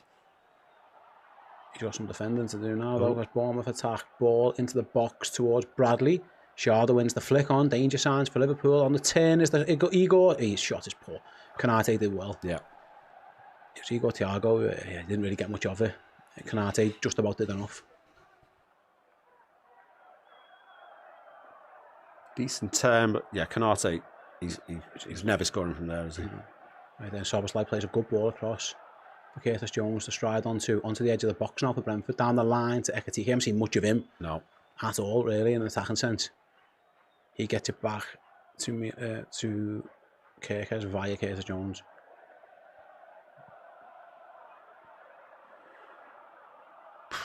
It's all a bit pedestrian at this point. Conor Bradley then. The Liverpool away and trying their best to get Liverpool a bit of oomph. As Szoboszlai again plays it wide to Jones.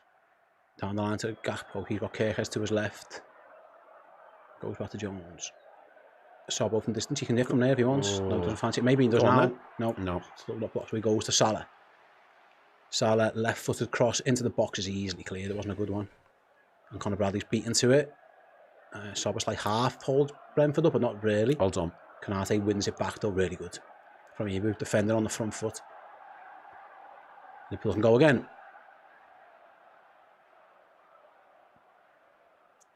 And then here's Wirtz. Ekitike. Once a foul, not given. He stayed down as well as Ekitike off that one. As Brentford looked to counter. It's Ouattara trying to get through. Liverpool have done well to defend him. Is Ekitike okay? As Liverpool got another man down. Now be careful here, boys. Szoboszlai getting pressed. But be careful.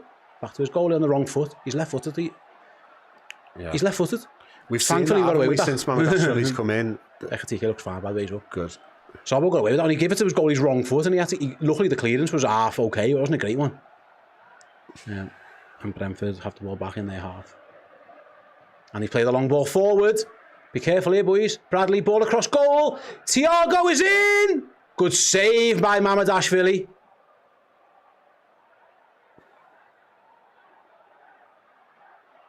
And Liverpool thank their goalkeeper for not being down again. Too easy again.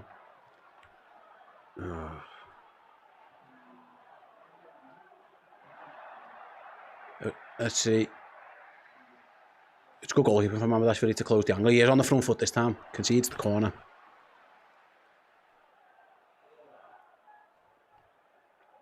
And it's a corner. Damsgaard takes in swinger right to the deep to the far post. Liverpool get first contact. Brentford gets second. It's still bumping around the box. Van Dijk heads that one clear. Wirtz clears again. Initial danger gone, but it's hoiked back into the sky. Proper TK heads that one away. Brentford hoiking up in the air again. It's like rugby. Someone needs to get a clearance. Van Dijk does just that. I don't think Salah's going to be able to keep that in. Throw into Brentford. We had a super chat. In the meantime, it was from Tom who just says, wait there, I'll come back. The ball is, sorry. I think there was a long ball into the box, and I think Liverpool nearly got into a right mix as I was about to read the super chat. The goalkeeper and defender, it was the goalie's ball in the end, no harm done. So it was a good ball in. I think Damsgaard crossed it in. Van Dijk just takes off the goalie's head, which is fair enough. I think he's allowed to do that if he wants to. Tom says, I understand this is a transitional season, but how are we this bad? I think, I don't know, mate. I wish I had the answer. It's tough, isn't it? Especially after the... Underperforming players, question... Anyway, I can't even answer because here comes Brentford again. Damsgaard, edge of the box, going to shoot. Good save by Mamardashvili. Not clear yet, though. Dipped back post. Kanate heads clear. Still not completely out, though. Yarnell to the edge of the box. Damsgaard again. Liverpool finally cleared away. Not completely, though. They've lost it again. I think Wirtz lose it on the edge of the box. Coyote to the edge of the box. Out wide to Ouattara. Cuts inside. Free kick on the edge of the box that Virgil van Dijk gives away. He wasn't happy with the decision. That was like Keystone Cops at times, that. It's a good save, this one, the goalie.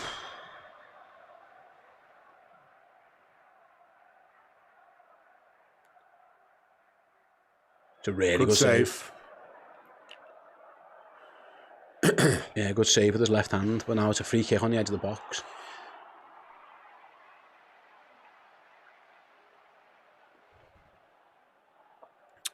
Are they looking for a red card on salary? I don't... Nah. When it first happened, I thought, I wondered if he'd gone over the ball, but... No, I don't. Yeah. But it's a free kick for Brentford, right on the edge of the box. Salah got a booking for it, he didn't get a red card. Which I think's fair.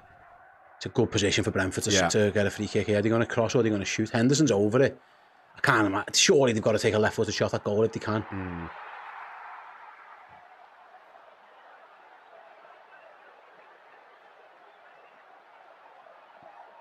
Jordan Henderson and Ouattara are over it. Henderson with the right foot.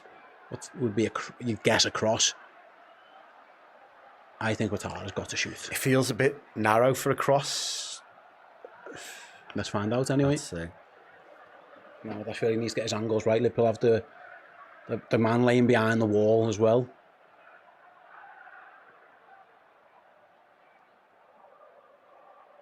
What's VAR checking something else? We're checking something on VAR here.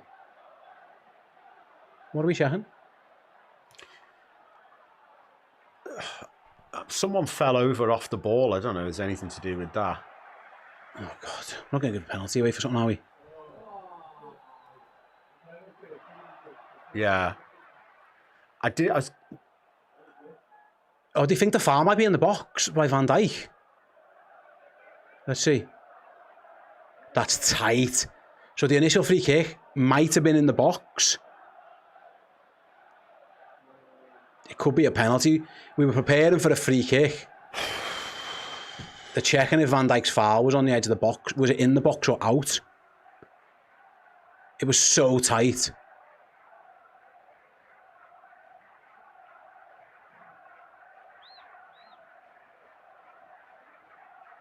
They're going to give a penalty. I was going to say, it's not really one. It's either a penalty or it's not, isn't it? Like, the whole thing is sending him to the screen. I don't know. Is there another long delay. Conclusive evidence here?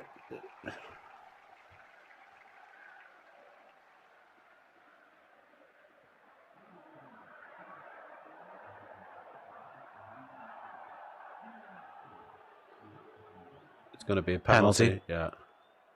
They've changed it from a free kick to a penalty. Yeah.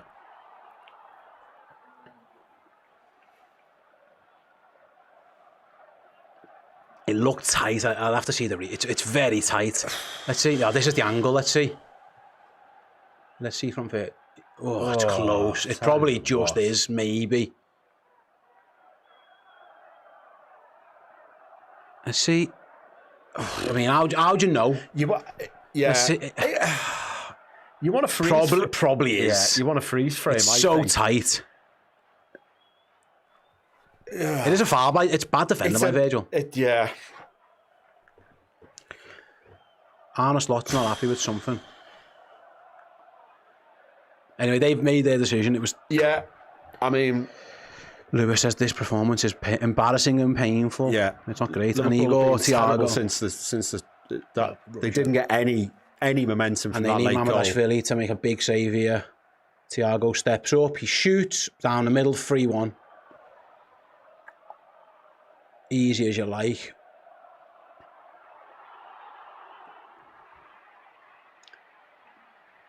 And I think that takes him, that's 6 Premier League goals for him now. Won't get many easier. It took a long time for that decision to be given. Mamardashvili gambled and he just rolled it down the middle. Liverpool are going to the bench now. Robert's coming on. Whether he was going to make these subs anyway, he's going to do it now. Robbo and Chiesa are coming on. Alexis is coming on as well. Goalie just gambles and he just rolls it past them. He was off his line anyway. If he'd have saved that, it wouldn't have been given. See that? Yeah.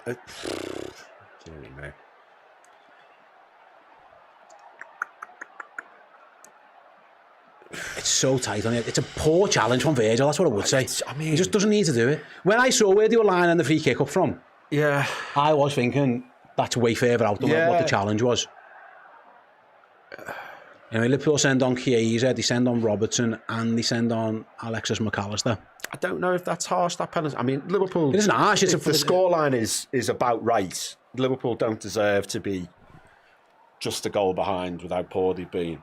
I don't know. So Bradley, Gakpo and Kerkers go off.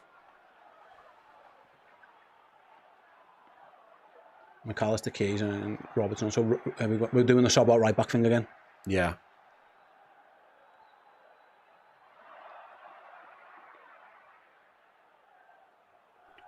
So Liverpool got Robertson at left back, Szoboszlai at right back, ball down the line in towards Ekitike. It's going to be 4-4-2. I think Ekitike what's his name? Chiesa are playing like almost up front, I think.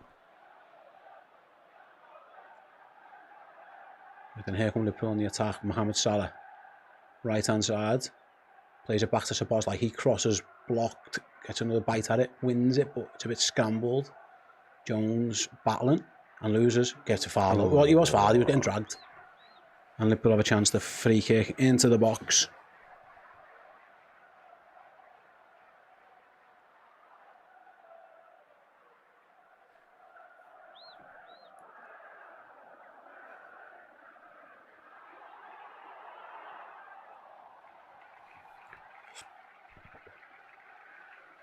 Doesn't look like, I mean, you can't see a way back for Liverpool really at this stage. But anyway, they got a free kick for now. That's whipped in towards the back post. Nodded away. Wirtz get there ahead of Sharda. No, Sharda will get there. Don't foul him. Just make him clear it. They have cleared it. And Alexis gives away the foul. Now, what are we fouling for? Alexis doesn't like the decision, but anyway, it is what it is. Is that a foul? Probably get your hand off his shoulder. He's kind of kicking through his legs as well.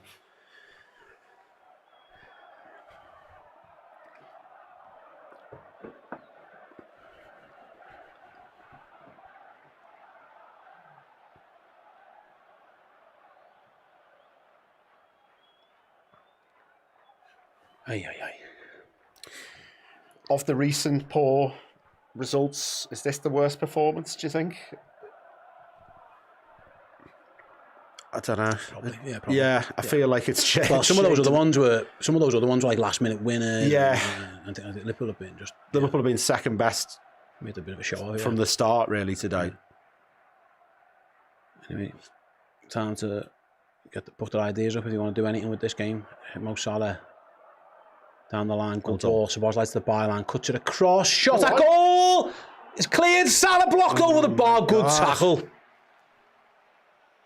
Sepp Vandenberg threw himself in the way of that one. It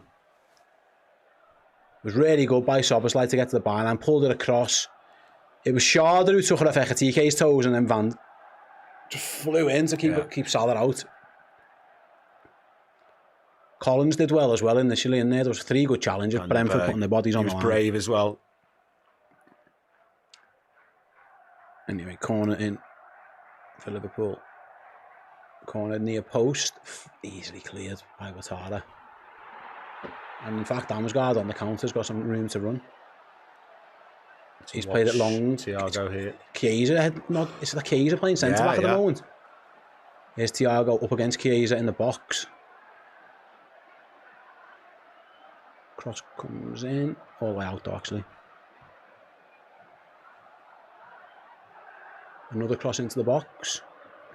Tell you what, a big opportunity for Ouattara. It was a free header that he's got all wrong. He should have done way better. And I tell you now, Liverpool are all over the place. This is what happens sometimes when you do these mad subs. There's lads playing everywhere. Yeah. It's a bit of it's all chaos. He should have scored. This should have been 4-1.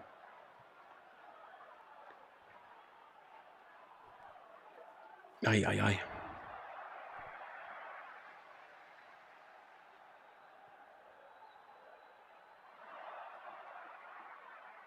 Aye, aye, aye, aye, aye, aye, aye. I'm almost speechless. AT says with the super chat here, we work out what worked in midweek and then we jibbed it all off in the next game. It's a fair point. Why did I think the Isak injury played the part, but you could have easily played someone else up front. I see why the manager wanted 3 in midfield against these. I do understand it. Yeah. But yeah, I don't know, mate. I'm out of answers, to be honest with you. I don't know the answer. Liverpool give it away again on the halfway line. And Sharda can break free. He's running up Virgil van Dijk. Virgil stops him in his tracks for now. Although he's managed to reclaim the ball, head towards the corner flag, has Kev Sharda. And Brentford have their 2-goal lead back that they 4 goals just before half time. And they're on the attack again. They're going to have a corner.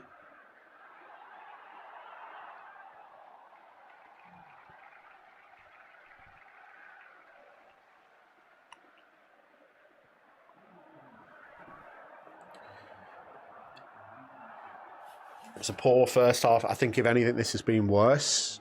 This half. It's been dreadful the second half. That, one bright moment, that chance where Soboslai got in down the right hand side, but other than that, yeah, it's been shambles.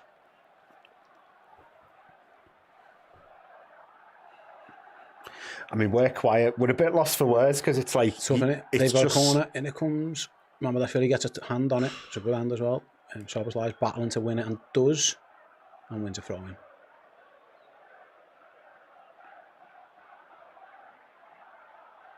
Liverpool take the throw in. Wirtz. Chiesa, what's he doing there? Just tries to go for a Hollywood ball. Doesn't get it right.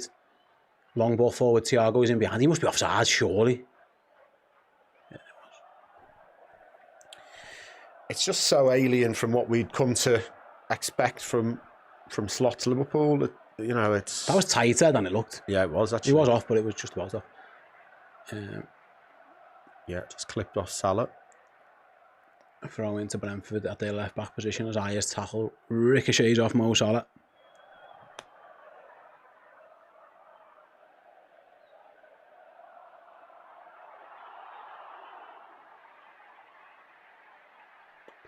Right then, throw into the home side. As the ball is kicked long in behind Ibu Konate. He goes back to his goalie. The manager looks like he's making another change shortly. We'll come to that in a moment. But first, Mamardashvili kicks long down, looking for Ekitike. Gets there, to be fair to him. Liverpool throw in. Here's Federico Chiesa. Can he provide a little bit of a spark on the edge of the box? A step over inside, shoots. Kicks locked up straight in the air. And Liverpool win the throw in. Ugh, this is painful. I was going to say who's going to be coming on. It's Liverpool are going to bring Rio and Gamoa on as well. Curtis Jones is down, for fuck's sake. If it doesn't rain, it pours. Was it going to be for him? Was it going to be for Curtis, or is this something different?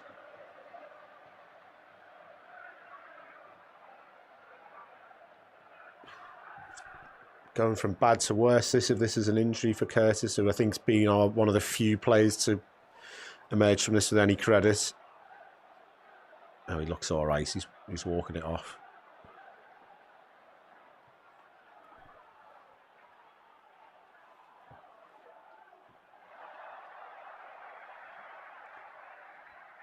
I don't know what this is. What is it? Rio for Curtis? I think Curtis might have just walked off the near side. I don't know what that means. Yeah, in terms of formation. No. Well, this is the thing when we get to this point in the game. Yeah, it is. So I don't know who's playing. I'll try and work it out. It's going to be a midfield two of McAllister and Wirtz, I guess. Try and work it out in a moment.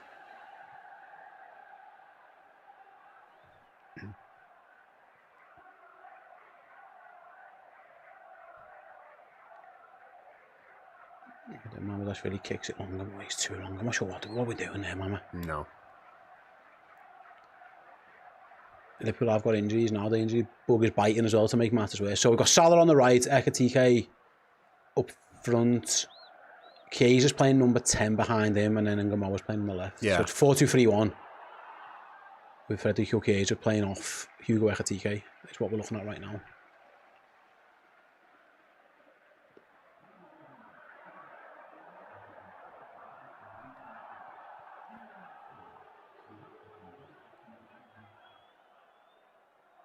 Virgil plays a big switcher play. Can Salah get on the end of it? He should. He does. Good touch by Salah as well. Salah on the bar and left. That's a man who's devoid of confidence. Yeah. He didn't know what he was trying to do there. He just ran into the defender. Yeah. He won a corner, but he just looked short of confidence at this moment, Salah. Again, if not for injuries elsewhere, maybe he might not even be on the pitch still, but Liverpool do have a corner.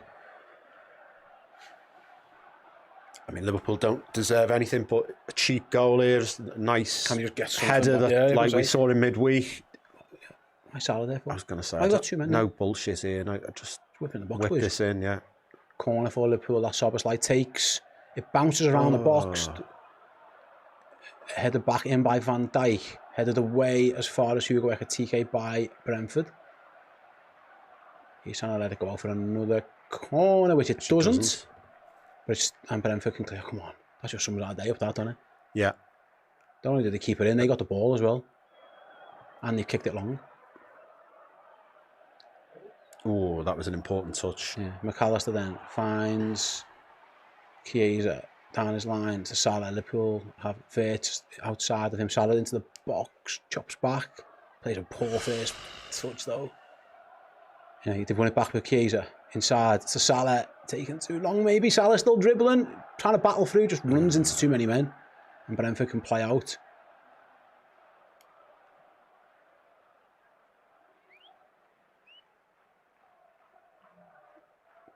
Liverpool have won it back, thankfully. Left hand side, first real opportunity as an attacking option for Rio and Ngamoa. Gets to the byline, runs out of play. As Coyote whips up the fans.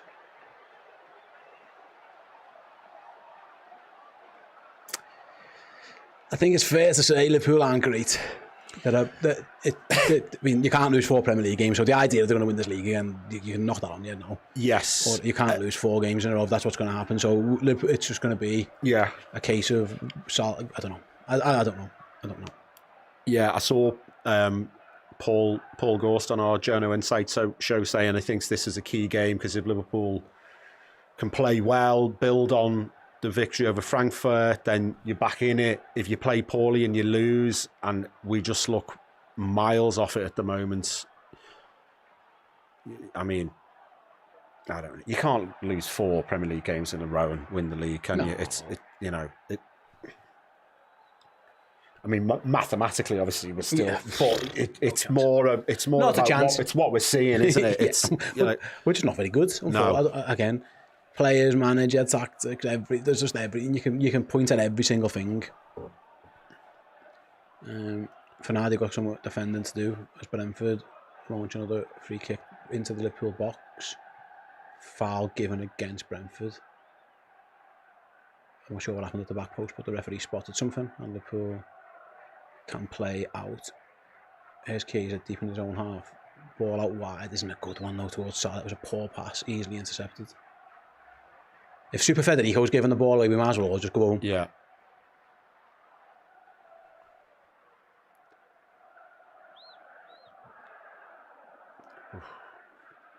Then Liverpool win the free kick in their right back position. Szoboszlai can take. Oh my God, this is painful, man.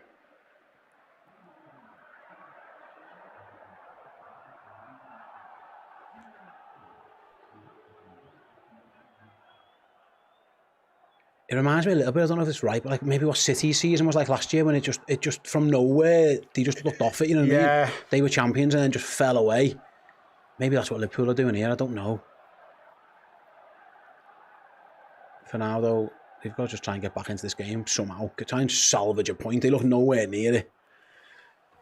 I suppose maybe there was a year under Klopp where we lost 5 or 6 in a row, or it might not have been in a row, but I remember we lost to Fulham at home. We lost 6 consecutive Anfield home games. Yeah, that was it, yeah. That was the COVID season pretty much. Maybe similar to that, but... Right then, here's Florian Wirtz out wide to Ekitike. You know, he doesn't, apologies, he goes inside to Szoboszlai. Brentford and men back. Szoboszlai is going to run with the ball into the box, plays it down into the feet of Salah, back to Chiesa. It's a bit tight. Chiesa digs out across. He's going to fall all the way through to Rio and Gamoa. Rio's got, he just ran. He had no options really, and just in the end, has it taken off him. Tried a little step over or two, but there was nothing really on for him. That was bad. That Shahada, who was off injured, just ran onto the pitch on the halfway line, nearly got the ball. And he's been booked for a foul on Ibu Konate. High challenge, that. Yeah.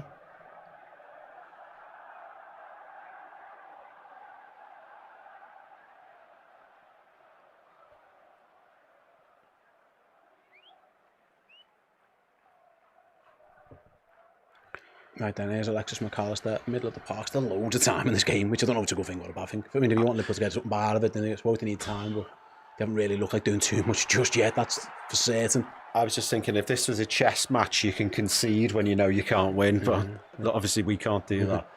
They won't give up.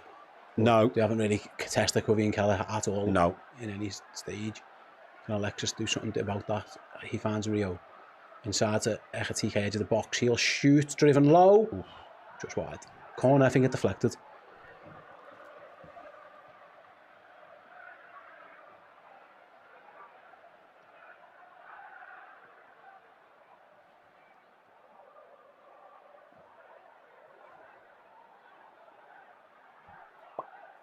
Corner for Liverpool. Dominic Szoboszlai. Booming corner into the box, headed it away. Back to Szoboszlai, whacks it in. Hits the first man, unfortunately. And Liverpool have it in the D with, I think it's Chiesa who went all the way back there. Here's Florian Wirtz. Can he, no, cuts inside, I thought he was going to cross it. First to the edge of the box, now he crosses. A good headed away. I don't think we need to get into a crosser match, boys. No. I don't think we're going to win that one. But they're going to try it again, I think. Sobo this time. Because Ibu stayed up, heads it up, Kelleher gets under it. That wasn't a fucking foul! Yeah. I mean, who cares? It doesn't matter really, does it? AT says, F-wing the lead, lads, I'm worried about top 4. Why is Salah starting? He's offered nothing for weeks. Where's the passion? I think he started this one because of the Isak injury, if I'm honest, pal. But yeah, he hasn't been great again. Again, this is not just, you don't just play in one player though. You don't need to scapegoat one single player because they've all been a bit crap. This is what tends to, whoever you think the worst player is at the moment, we'll get it, I understand that, but it's more, I wish it was just a case of one player's playing bad, take him out and fix it. It's not that. Yeah. It's way worse than that, unfortunately. Pear Y&D, apologies, I've got your name wrong, so I don't even care about the league anymore. Okay. I just want us to play respectably and show a bit of progress, but we aren't capable of that, apparently. Yeah, listen, we're miles off it. We are miles off it.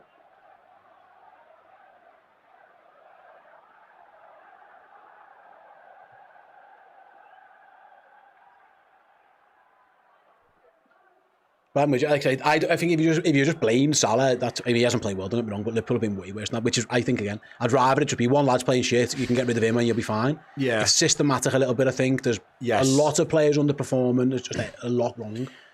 We seem to be ending every game with mad like players playing in mad positions, people just getting lashed on, and I think, like, is there a plan, or is it just like, oh, well, I'll get this fella on because the guy who was playing crap? Yeah. I don't know. I mean, Liverpool are behind like Man United, Sunderland. Sunderland would be good. I mean, with all due respect, like Liverpool champions, it's not happening again. Like it's just, again, this is just I don't know what it is and how we're going to fix it, but something needs to change and they need to fix it. At Brentford, just play out from the back rather easily. The press has got to come surely now.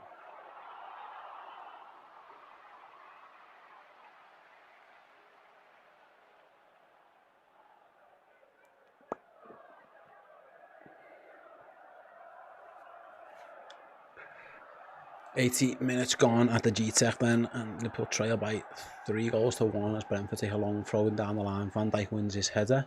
Robbo just hoofs it up the pitch, straight through to Brentford. And they'll take the time up there with Quivy and Kelleher.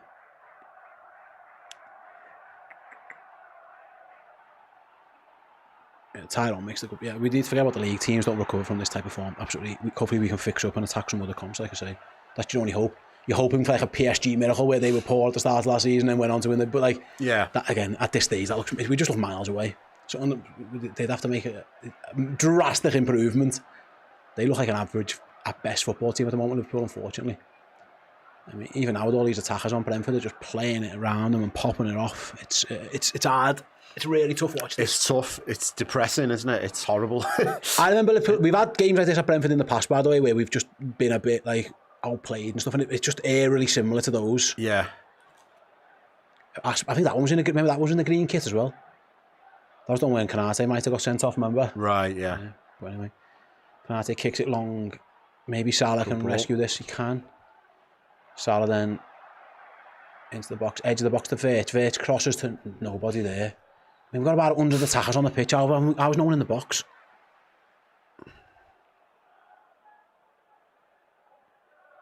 Hold on. Soboslai wins it back. One of the few players again who maybe you can have a bit of his head held up by a little bit. Yeah.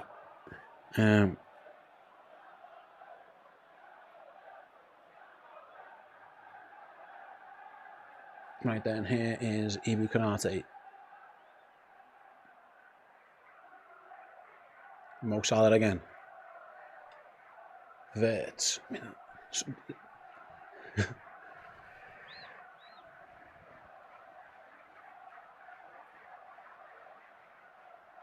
Is Rio and Gamoa. Edge of the box, Andy Robbo. McAllister. Liverpool trying to find a way through them. They're not really proving to be successful at the moment. Salah's got Wirtz outside. He cuts inside instead.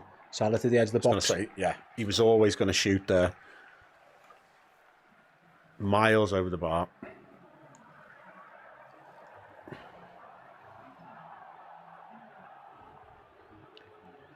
Joe Gomez coming on for Wirtz, I think. Yeah.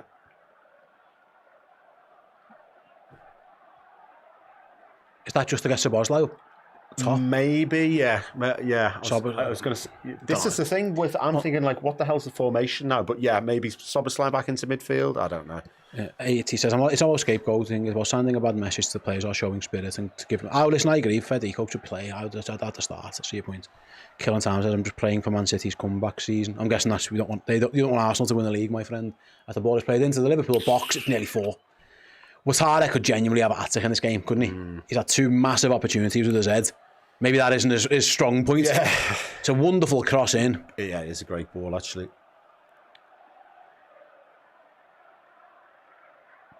It was Keane Lewis Potter who whipped it in. And Ouattara probably should have scored. Yeah, so Gomez has gone to right back. Szoboszlai's back in midfield. That gets pinged around everywhere, doesn't it? For now, here's Chiesa. Ekitike takes it off him, tries to find Rio and Gamoa. Defender gets there first.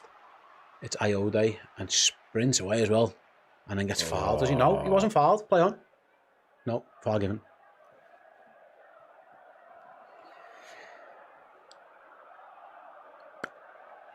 Yeah, man, we stink. Yeah. I mean, 2 of our lads pretty much ran into each other there while we were on the attack.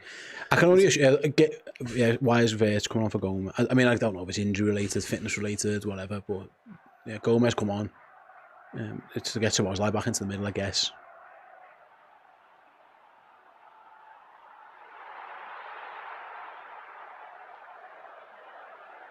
Brentford maybe launching another attack. Konate heads it clear. I mean, Liverpool got all these attackers on the pitch, and Brentford will still look the most likely to score. Yeah.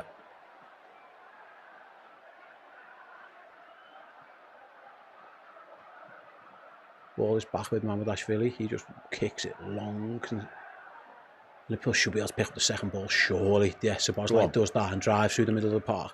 Dominic Szoboszlai running. His touch gets a little bit away from him, but he managed to find Salah. Szoboszlai across the box from Salah is easily cleared again.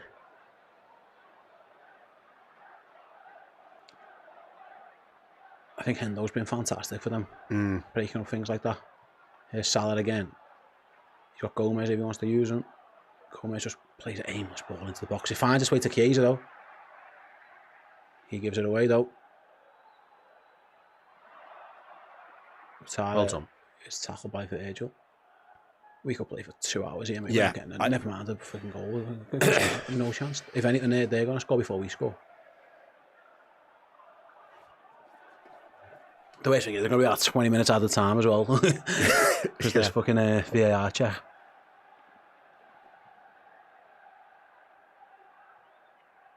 Yeah, Mr. Collins says there is just no cohesion. That is it at this moment.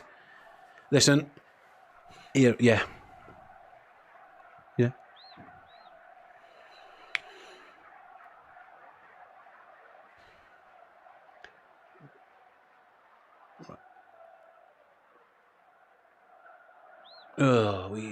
Arne Slot has got work to do. Liverpool are going to lose 4 consecutive Premier League games. I mean try and win the Champions League. Let's put our legs in that basket. Maybe play a strong team in the cup in midweek. I don't know. I've got no idea. I'm at a loss. For now, they got the ball with Ibu Konate striding across the middle of the pitch. Finds Joe Gomez. Now Szoboszlai right hand side. Salah. He's played good ball through to Joe Gomez. Gomez pulls it across. Well, their defenders they've defended like proper defenders. Yeah. Got in the way of stuff. Challenge. Anyway. Yeah.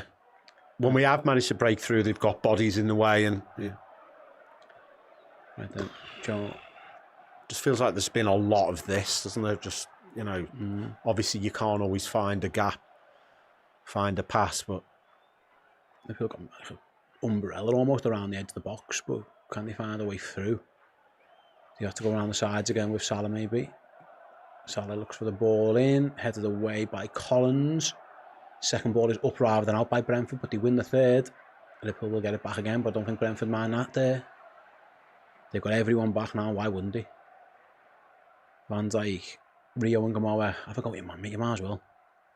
Plays it to McAllister. McAllister, a little dink looking for Rio. Can Rio get there? No. Covey and Kelleher can. A lot, isn't it? Yeah.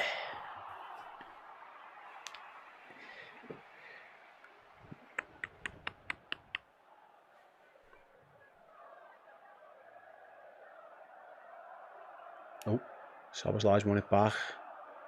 Go on, Salah's touch is good. Salah's shot is in. Liverpool have scored. What a goal! What a goal by Mo Salah! Out of nothing. That is an unbelievable goal by Mohamed Salah.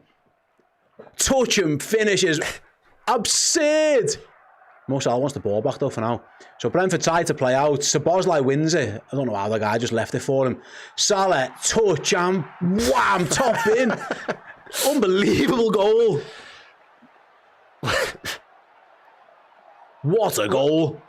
From absolutely nothing. He's been Mo Salah. Like he's been wearing lead boots and then he does that. I mean, yeah. That at the time, we might need it now. Can Liverpool just salvage a point? Oh, yeah. So what a finish by Mohamed Salah. It needed something because Liverpool did not look like scoring. It was a mistake from Brentford combined with an absolute piece of genius from Mohamed Salah. I said, yeah, you might need a goal. Anyway, they've got some defenders here for now. If they score now, I might just turn the stream off. Here they are, ball into the box is coming. Dinked in. Oh, dear. They probably should have scored again. Thiago over the bar. I was thinking, if we're going to score, maybe a mistake or a piece of genius. It was actually both. Both. Yeah, I was just about to say, what does people kind of have a go at Arsenal, like, what does a Liverpool goal look like at the moment? I can't tell you. But then Salah just immediately does that as I was about to make that point. Yeah. Right then, here's Jordan Henderson, right hand side, still full of energy. Yeah. Plays it round his mate Andy Robertson. Ouattara crosses. I'm guessing that's going to be a corner. No. Oh, no. Goal kick to Liverpool.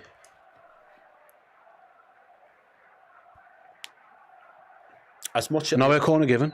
Oh yeah. As much as I've been critical of Arteta. Arsenal at least have an identity. We don't really seem to have an identity at the moment. No, we've got nothing.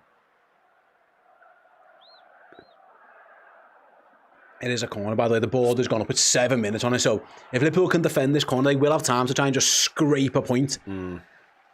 It'll be probably undeserved, but like just to maybe stop this losing rot. But first, they've got defending to do off the corner kick.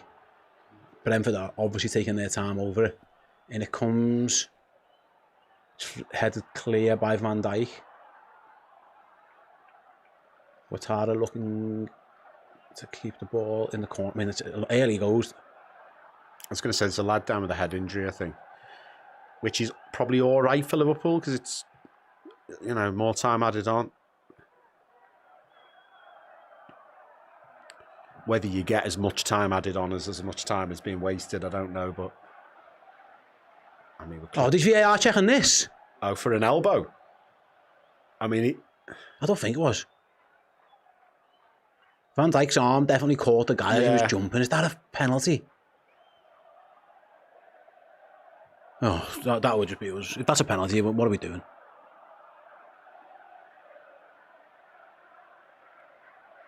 Which the man's down. I'm guessing there's a VAR check happening.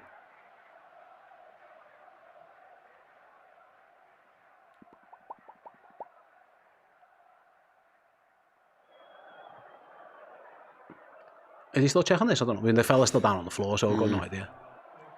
Oh, they cleared the penalty. Okay, so that's just an injury. So more time will be added on.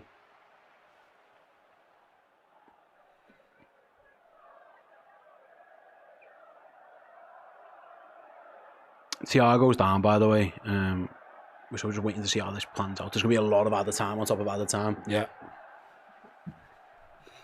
Can someone be a hero for Liverpool? I don't know.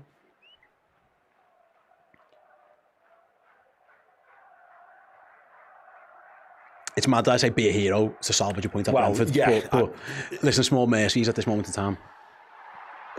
He's getting the full follow my finger check.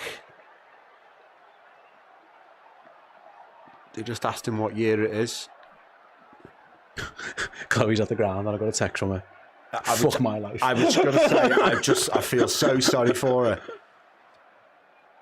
It's a whole day, isn't it? And then we've had the ref getting injured, we've had all this. So we're just waiting to see how long, because the board went up, by the way, 7 minutes adds on, but we've had a long delay here. So this could be another 100-minute jobby, this, quite easily. Because Thiago took a whack. And there's going to be a drop ball towards the left wing position for Keane Lewis Potter as the game continues. Come on, ref. Just fucking play the game, will you? Get on with the game, man. There we go. Lewis Potter is going to... I mean, it's early as a corner flag. Chiesa comes out to take it off him. And he just had a little go at Chiesa there. It's a free kick to Liverpool after all that, anyway. Keane Lewis Potter's been booked for a little drag on Federico Chiesa.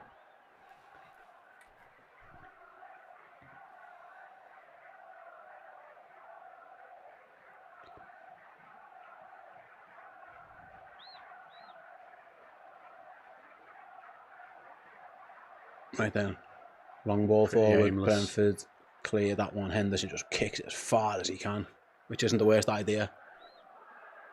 Robbo does well to find Canate. He goes back to his keeper with a bouncing ball, which isn't the easiest. Oh, and the goalie just gives a throw in away. It was a bad pass to him, but he needs to be better. Yeah. Just that not only does it waste more time, if they want to take the long throw, they can. Brentford are going to their bench now. This will add even more time on.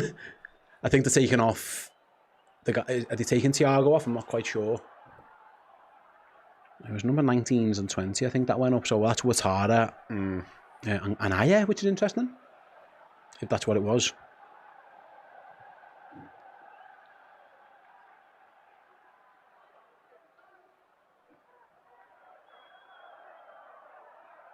So Watala and Aya go off. More time to be added on.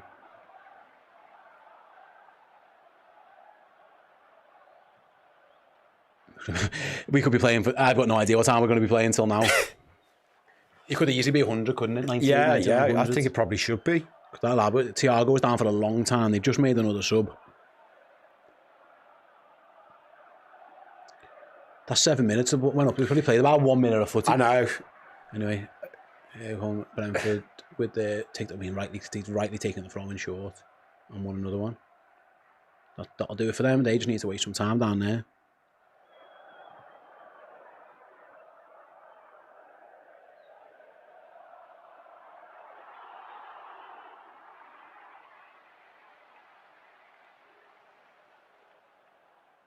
Right then, bouncing ball in the middle of the park, and Liverpool try and get a foot on it of some sort.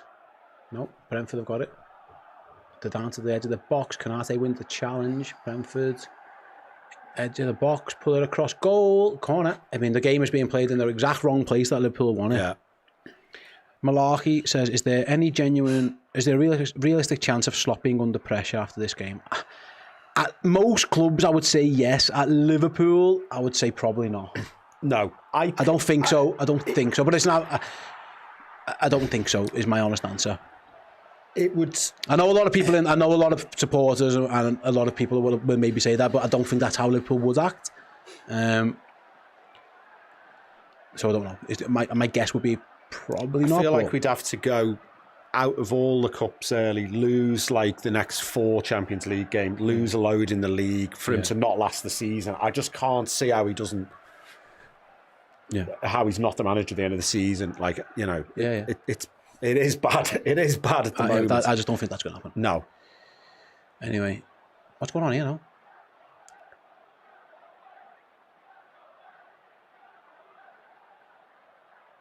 What's going on This here? has been What's the he delaying for? momentumless injury time I've ever seen him. Like, not that Liverpool had any momentum anyway, but what's going on now? I don't know. Why is the game stopped now? Robbo's having.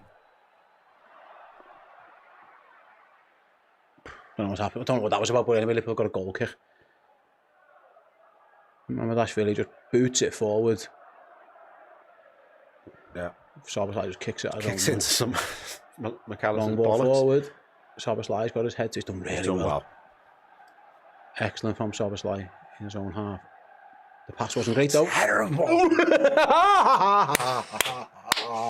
If he's doing that, he's been our best player. Then we know when it's time to pack up and go home.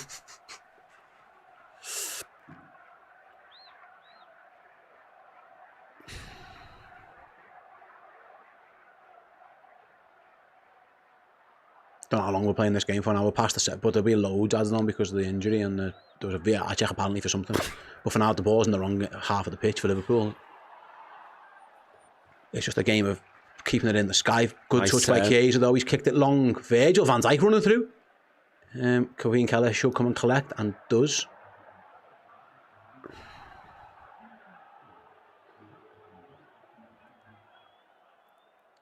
Virgil's going up front. RMS says losing, yes, that's okay, but being beaten is not on. I'm not sure. Is that just like as in physicality? Oh, Keller had kept hold of the ball too long, and they're going to get a corner. It's one of them. Yeah. Kevin Keller deemed to have kept hold of the ball too long. Van Dijk was flagging the ref, and Liverpool have a corner kick deep. The goalie's coming up. Wow. Mamardashvili's massive. He's going up. Yeah.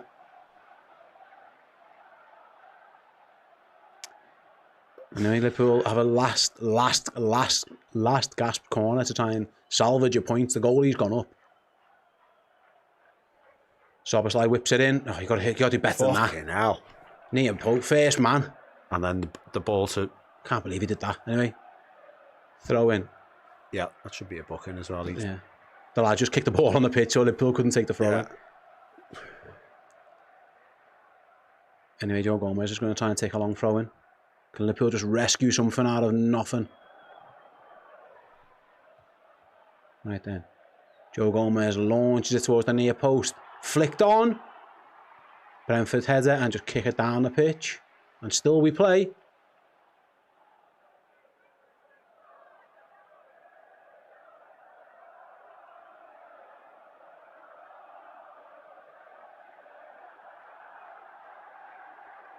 We play on. Szoboszlai pings it long.